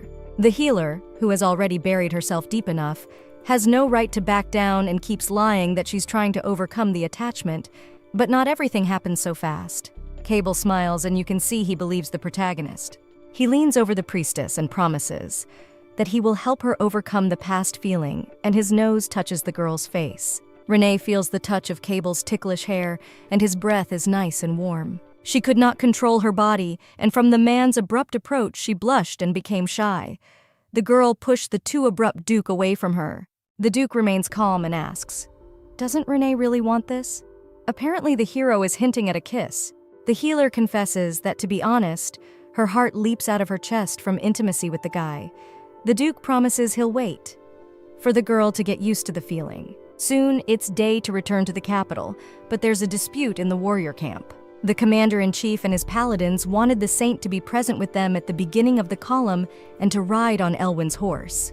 But the Imperial Knights, together with their commander Duke, were against it, because Renee did not belong to the main religion of the Empire to which the paladins belonged, and also Cable was more suitable for the role of escort, because he did not belong to any religion.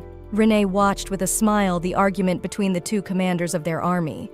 She realized that both men were right, but she could not stand up for either of them. Elwyn continues to argue for his choice, because although they worship different gods, the essence of their religion is very similar, and they, as believers, are more alike. Also, the relationship between their temples is not so bad, so if he accompanies the novice, the Empire will turn a blind eye to the differences of religions. But inside himself, Elwyn could not understand how Cable was related to Renee, and why he wanted to be with her at the procession in the center of the Empire. Tirac was frightened because their commander had truly decided to accompany Renee and had gotten into an argument with the head of the Paladins. Gregory was afraid that if the commander drew his sword, a war between the two units might break out. Renee realizes that the only thing Cable can say in this dispute is about his connection to her temple, and then he can have a negotiating bonus for escorting the saint. But Cable pays a lot of money to hide his connection to her temple and is their main sponsor. But then, Renee completely loses her temper, for Cable confesses that he has been frequenting Renee's temple for 3 years. Now the Duke's privacy has been shattered. Just now, all the money the Duke had been paying was going nowhere. Commander Cable's soldiers couldn't believe what they were hearing. They thought their leader didn't believe in God. Gregory turns to the healer and he directly asks if Cable's words are true, because this is the first time he hears about their commander's visit to the temple. Some people think that Cable is terminally ill, so he didn't tell the soldiers about his problems. Renee looks at Cable's face to analyze his behavior. She hesitantly says that she knows the reason why the Duke visited their temple. But at that moment, Elwyn also turns his attention to the clergywoman, and serious tension hangs in the air. The heroine practically did not lie when she said that the Duke wanted to find balance and peace of mind as well as silence. The temple gave the necessary services to its client. The girl got support from Lily, who realized that Renee had chosen the lesser of evils. Cable had to press her penetrating gaze on Renee to get her to agree to be more serious. The healer realized she had no choice, so she approached Cable and said that because of the above reasons she would ride the horse with Mr. Cable. The commander-in-chief couldn't find words to comment on what he saw, and he felt kind of sad. Renee realized that from now on, she was under the dark spell of Imperial Captain Cable, who was influencing her decision. When the army visited the capital of the Empire with a victory, all the citizens went out into the street and looked out the windows to see the glorious heroes that came to them with the victory. They greeted the commander-in-chief Elwyn, who had led the campaign. One of the women held out flowers to the novice to thank her for the peaceful end of the war. The healer was surprised by such praise from the ordinary townsfolk, but accepted their gifts and blessings. But there was also one disadvantage, because Renee forgot for a moment that she was on a horse with Cable, who tried to calm the girl, saying that he would not let her fall off the horse and would hold her tightly. One of the girls was even afraid of the terrible Bloody Reaper who was riding with the beautiful priestess. One of the women asked the child's mother to calm the child down, because the Blood Reaper might get angry. Renee could also see the Emperor himself, and this time she saw him up close. The girl even thought she was in a dream. After all, she couldn't believe that such an important person would meet her in person. Cable tells the priestess that further their journey will be on foot and gets off the horse. The Duke watched with a smile as the healer climbs down from the horse, worrying as always that she might fall. He holds out his palm to help the girl. Renee was afraid of the horse, but with the Duke's help she got down safely. As she descended, she realized that behind them, the crowd had stopped cheering, and the dead silence had returned.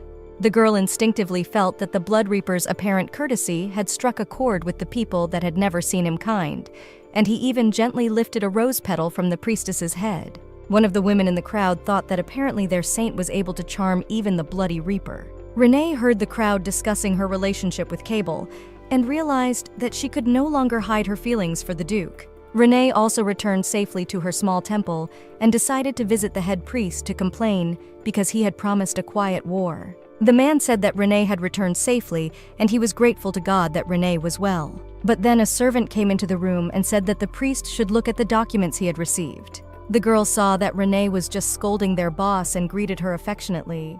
The priestess tells the protagonist that all these pieces of paper are sponsorship letters, and for the last 2 days, they have received more money than for the last 5 years. The heroine realized that apparently her miracle has brought more money to the temple than a direct award to the healer from the state. Since the saint had received recognition from His Majesty, their small temple had become very popular.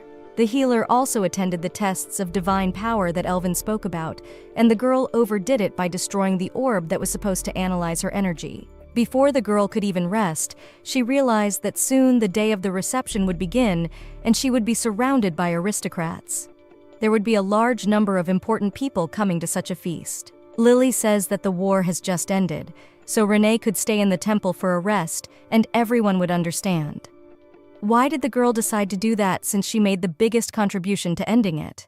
But the healer says that she was personally invited by the emperor and she can hardly refuse to attend such an important event. One of the girls who was also taken in as an orphan and raised in the temple asked Renee, "Are the rumors not false about her relationship with the Blood Reaper?"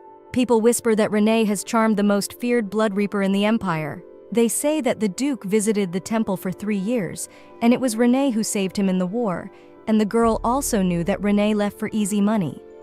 But she had also managed to capture the Duke's heart. The girls also wondered if Lily had found any of the knights during the war. Later, Renee was dressed up in the best way for the reception, because she had to be a saint and look shrewd and beautiful. In order to dress Renee, she was sent to the Duke's estate as the main sponsor of their temple. She had been invited in while the healer was hanging clothes, and a beautiful carriage pulled up, and some man got out and said he had been sent to help the girl choose a dress for a party to celebrate the end of the war. She would be accompanying the Duke, and so he decided to get busy decorating her. Lily, who also decided to visit the duchy, was shocked that the dress Renee was given was more expensive than a month's salary of priests. But looking at the price tags, Renee realized that Lily even underestimated, because for a year of work, they could afford to buy only one of these beautiful dresses. Apparently, Renee would wear a year's salary right on her body. Lily noticed that Renee liked the Duke, and she could make him fall in love with her to enjoy the benefits of a rich man for the rest of his life. After all, the girl dreamed of becoming an unemployed rich woman and work little, as well as row gold with a shovel and catch luck by the tail. Lily told in great detail about Renee's dream, and she even shuddered at the realization of it. The healer wondered about Lily's words and whether she wanted to make the Duke fall in love with her even more. But remembering the look of love, Cable heroine realized that he already adores her with all his heart, and apparently she can no longer fall in love with the man. If Lily had seen his face, she would have realized it herself. Rena is afraid that if the truth is revealed, the man will look at her with a completely different look, and then she does not know how events will unfold. Her life is already too carefree, and she has to be careful not to lose it. In that case, Lily says that Renee could wait for the Duke's feelings to cool down and get rid of him, if the girl doesn't want to live with him. The healer still doesn't know why she's attracted to Cable, but they're from different worlds, so she'll probably get bored of the Duke quickly. All she has to do is wait. She's trying to keep her hopes up. The Duke's butler says they are done with the preparations and would like to ask if the novice can dance. The girl interjects. Does the butlers inquire specifically about ballroom dancing? If she has to dance like the aristocrats from the movies she watched in her past life, she won't be able to do it. The healer can just step on the Duke's foot, and she stands very badly even in heels. After a while, the Duke returned to his domain to greet his guests. Renee noticed his attire and realized that the man must have been doing business with the Imperial Knights if he was in their uniform. Cable asks his lover if she has chosen a dress to her liking. Lily nudges her friend in the Duke's direction, and Renee for some reason is nervous about talking to Cable as well. Lily leans on her friend and says that she is about to take the butler away and asks that Renee not lose the chance. But the main character doesn't even have time to wonder what Lily is talking about, as she immediately decides to take the butler to the library away from the lovers. Cable says that if Renee doesn't like the dress the butler and her friend picked out for her, he can order her to change it immediately. He will give her whatever she wants and she only has to ask for it. The healer was surprised. Would the Duke seriously give her anything she wanted? The Duke suspects that apparently Renee does not like the dress. But the girl immediately justifies the choice of her friend, saying that the dress is just wonderful. The heroine confesses that in truth, she is not worried about the beauty of her dress, but that she does not want to stand out at the celebration because she is shy of aristocrats. The captain smiles and asks his beloved not to worry about such trifles, because he will be there to help with everything. Cable also tells her that the first dance is very simple, and the clergywoman will learn it quickly.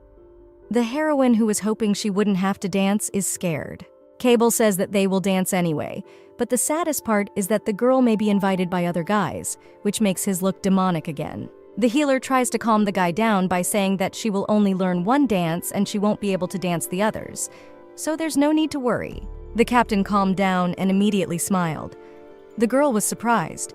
Would she now have to calm her partner all the time? The heroine also guessed that maybe Cable wanted to teach her to dance if she had not been shown her teacher before. But it was obvious to the Duke, and he was going to teach the girl from the beginning. Cable tells her that the woman Renee has seen before will teach her the basic rules after the girl will practice with Cable. After all, they will be dancing together at the opening of the ball. The healer imagines in her head how she will dance with the Duke, and she was scared of the closeness with the Bloody Reaper. After all, they will exchange awkward glances and press against each other, and maybe the guy will even hold her by the waist, from which she will just be confused. In her plans, Renee wanted as gently as possible to end the relationship with the Duke, and in order to do it as best as possible, the most important thing is not to create romantic memories. If she will not dance with him, then everything will be much easier. But Cable says that Renee should not worry and that he will help her with all her difficulties at any moment. He gently takes his lady's hand in a show of reverence and care. The heroine thought at that moment that he would kiss her hand, but the guy did not do it, and the girl felt only a light breath of a man. Cable kept his word and gave the healer a chance to get used to his care so that she did not worry. When the day of the event came, Renee went on stage with Cable and did a welcome dance. Many people called her saint and showed her a lot of attention because of her miracle with which the girl ended the war. But there were also dissatisfied, and one of the girls in the crowd said that this girl was just a commoner, and people thought that she was a saint, even though she was not. The woman who stood next to the girl says that the past saint was also of lowly origin. The empire, as in the past, is in for a huge change. But suddenly there is silence in the hall because Renee says that she is not a saint yet. She said that she was only following the teachings of her God and did not want the popularity that the status of saint gives. People were pleased that Renee was very modest. The girl's words only increased her popularity among the assembled aristocrats. The heroine realized that she was now at the first ball in her life, and the magnificent outfits and the bright candlelight blinded her. The brighter it shone, the more she wanted to go home. The Duke told the heroine that the most important thing is to dance the first dance, and the following is not necessary, so she should not worry. When the healer danced with Cable, it was a miracle she didn't step on his feet. She was glad that she didn't let her partner down. The healer was also very disgusted that every person at the event was trying to get to know her and create a bond between them in order to have contact with the future saint. To top it all off, Cable is constantly around and trying to show his concern for Renee. The Duke notices that the girl is clearly tired, and he suggests moving to a quieter place. The heroine agrees to Cable's suggestion. She tried to restrain herself because the face of the hero was incredibly beautiful, and she tried not to fall in love with him.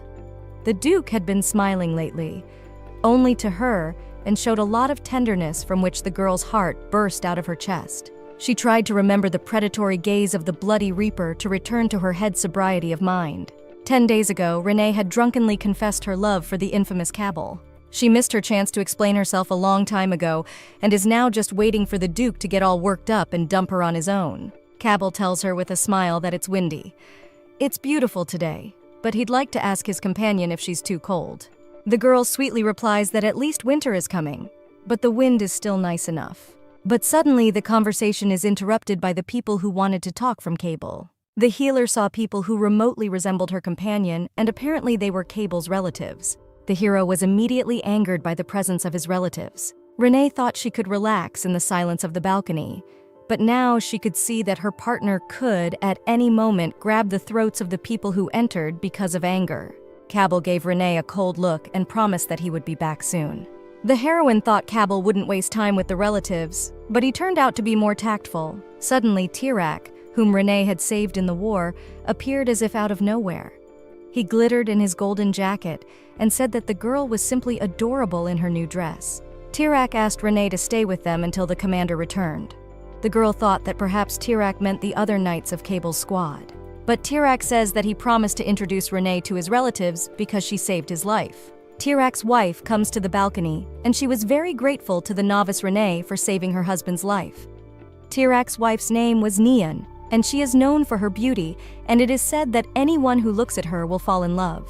The healer says that she is very pleased to meet Neon, and she has heard a lot about her that the woman works in the Library of the Empire. The knight's wife smiles and says that, did her husband tell her about her during the campaign?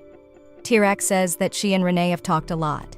The healer admits that it was her first time in the war, so she was constantly inconvenienced, and thanks to Sir Tirak, she was able to return safely and is sure that Neon was worried, so she wants the woman to accept a sincere apology for the fact that the knight protecting the healers almost died. Neon hit Tirak with all her strength, causing the man to fly off to the side. The healer couldn't believe that a great warrior and a giant could fly away so easily from a woman's hand. Neon was shocked that Tirak had not told her about his serious injury. She had no idea he might have died in the war. Renee could blame herself for Tirak's death for the rest of her life, and she can't understand what kind of vice commander of an elite knight squad he is and how he allows himself to be seriously wounded. Neon forces Tirak to apologize to Renee for almost dying in front of the saint. But the girl says it's okay, and she repaid the kindness of Sir Tirak, who brought her sleeping pills, and he always helped her during her hikes. Neon says she can't even believe her husband was so caring, so she forgives him. Tirak feels that he can change the topic of conversation and save his life, so he says that the commander has changed after talking to Renee, and his black magic has become weaker, which makes the warriors of their squad feel much safer around the commander. Renee was saddened by the words she heard. 10 days had passed since her confession. She recalls the beautiful days when Cable took her to the mountain lake and told her how he felt. He promised that he would do for her everything that the girl asked, also reassured and asked Renee not to worry. The heroine cannot believe that because of her relationship with the captain, his character has changed so much. Renee felt that emotions overwhelmed her and wanted to be alone, but Tirak did not let her go and said that the commander ordered him to protect Renee while he was not around and to watch that everything was in order. After all, at the ball, pesky nobles might say something to Renee and Tirak has to keep watch. Renee might be surprised, but the commander had ordered Tirak to keep an eye on her at all times and bring her to him if necessary. But Neon, who realized that the girl seriously needed some alone time, hit her husband again to stop him from bothering the lady. When Renee was finally able to be alone, she realized that she just didn't want to take the responsibility to confess the falsity of her feelings to Cable. She regrets every day, but is too afraid of the reaction to her revelation. When Renee returns to the temple, she has to do something to live, or she could ruin her whole life. Suddenly, the heroine heard that someone is going up the stairs, and she was surprised because now the ball is in full swing and this way leads only upstairs. Near the girl is the beautiful Commander-in-Chief Elvin, who smiles at his friend. Meanwhile, Cable's relatives say that the prince probably wants to collect all the glory during the war for himself. Until Cable officially becomes a duke, he will continue to be neglected. The duchy has been without a head for a long time, and Cable must assume the role of master to finally appropriate the power and take glory for himself. The time has come and Cable must take his rightful place and lead the rest of the nobles into a brighter future while not allowing any princes to neglect him. Cable's father wanted him to be great, but unfortunately his son doesn't show any ambition, and the royal family twists him around as they please. They don't understand how long the Duke will tolerate this attitude to himself and when he's still power in his hands. Cable realizes that his relatives have not changed at all, and it annoys him. They're trying to sit on 2 chairs. They're looking to capitalize wherever they can. If it were his older brother instead of Cable, maybe things would be different. For a moment, a memory of his childhood and his mother appeared in front of Cable's eyes. It also seemed to him as if his older brother was standing in the crowd of aristocrats. The man immediately closed his eyes to avoid seeing hallucinations that were caused by strong emotions of pain and suffering. One of the relatives says there's another problem because there's a rumor about Cable, the novice and the prince. If it's true, Cable should take matters into her own hands. But the hero is already annoyed by the behavior of his relatives. He wants this conversation to end quickly, and it's the priestess thing that's been bugging him the most. The woman who brought it up with Renee is scared. But still, she realizes that this insolent puppy has no idea thanks to whom he took the place of the head of the family. One of the smarter relatives decided to lead his kin away, and at the same time said that apparently the Duke has not yet recovered after a hard war, and he needed some time to rest. As the woman left, she quietly said that the ruling dynasty and the Holy One were intertwined. Cable paused to dry his relative's words. The aunt says that her nephew knows better than anyone what the royal family really represents, and their intentions regarding the saints are quite obvious. The aunt wants to give advice, and when it's too late, regret won't fix anything. At this time, the prince was already beside Renee. The girl said hello to the commander-in-chief, but she can't believe she ran into a paladin in such a quiet place by chance. Perhaps the prince wanted to visit the tower to meditate, but during the ball he looked completely different and was friendly with the ladies around him. She said she had gone out for some air, but did not expect to see her acquaintance here. Elwyn smirked and approached the girl.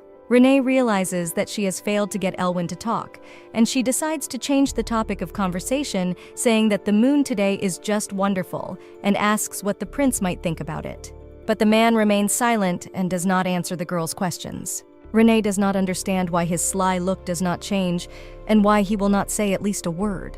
She decides that perhaps the paladin does not want to talk to her, and so the healer decides to say goodbye and leave. But she also realizes that if she leaves, there will be no other chance to talk to the prince.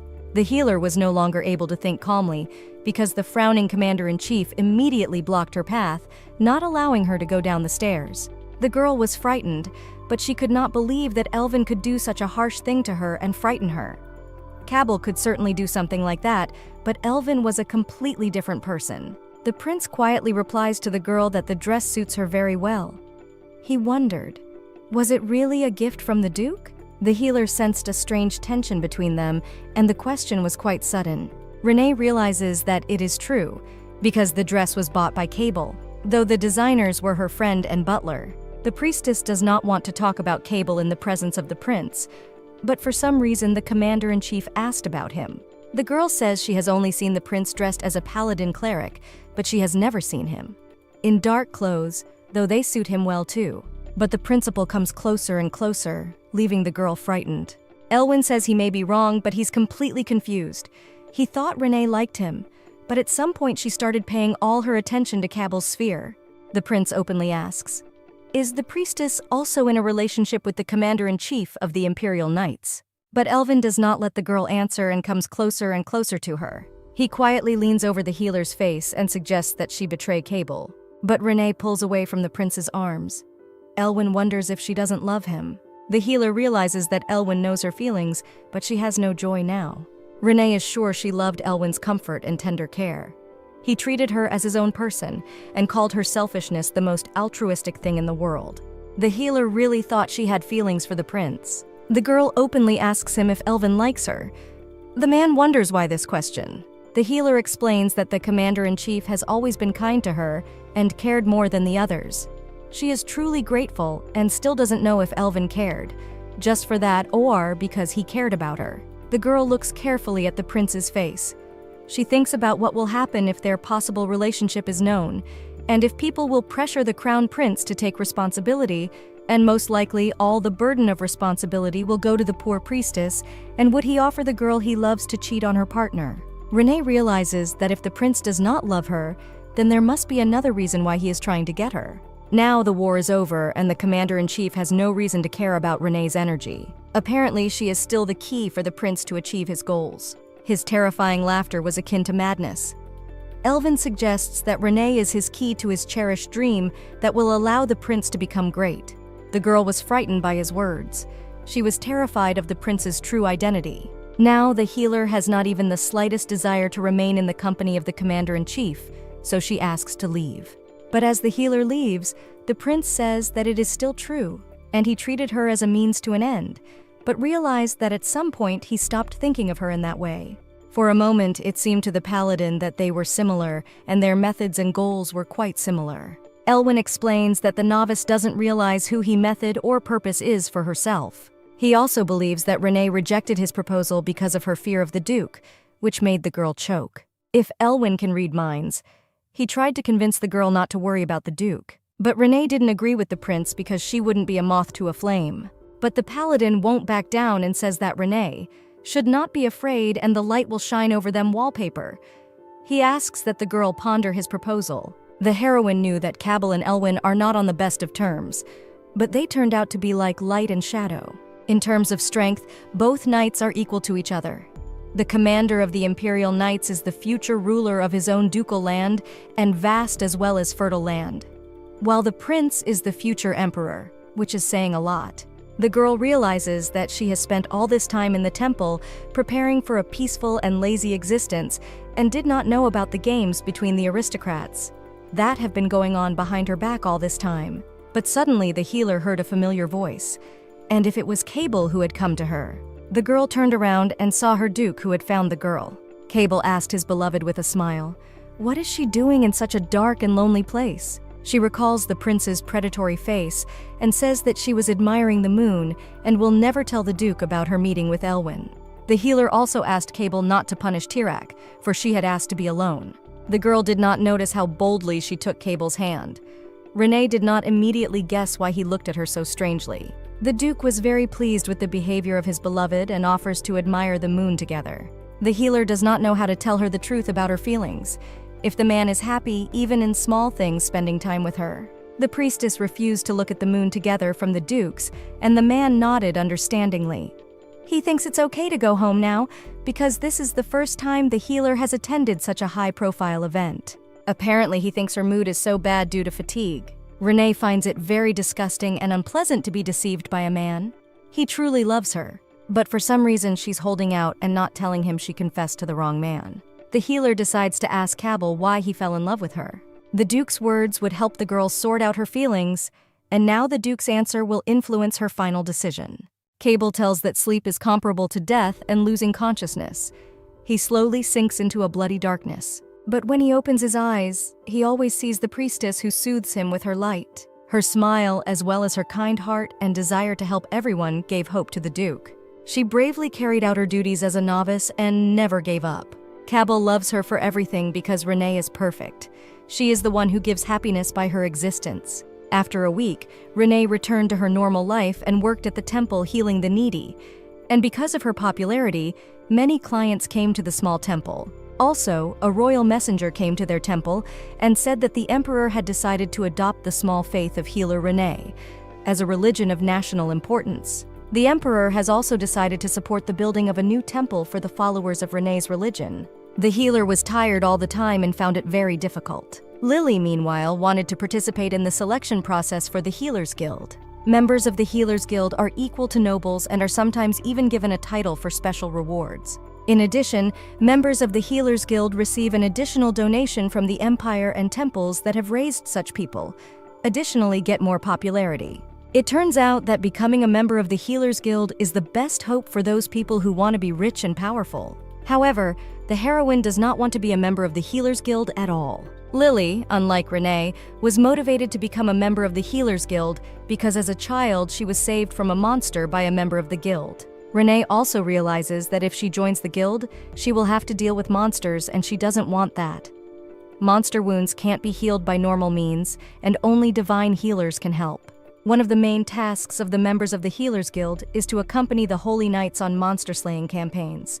But sometimes even Imperial Knights have to accompany them on their monster-slaying campaigns. In the recent war, Renee almost died of fright, and she doesn't understand why she has to volunteer to see monsters and human suffering all the time. She knows that she has to help people, but she does it well within the walls of the temple.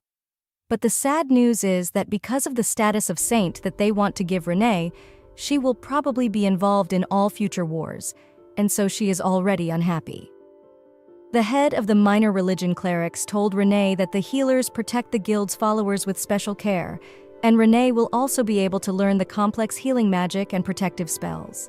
The healer knew that protection magic was a type of magic that helped protect the healers or his allies. Usually only mages practice defense or attack magic, but the Healers Guild trains even priests in defense magic. Mages and healers cooperate in the guild, and it helps to create a new spell.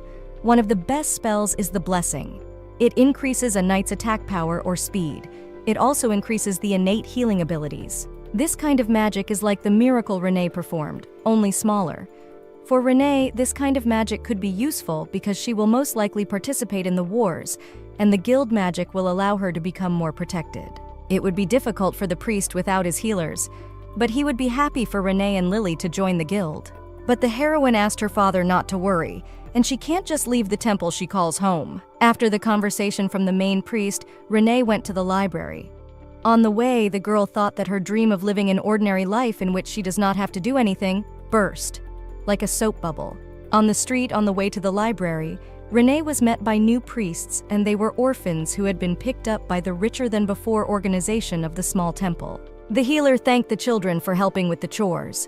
The heroine realized that she had to find a way to survive. She recalled the first time she met Cable, the day he came to the temple for services.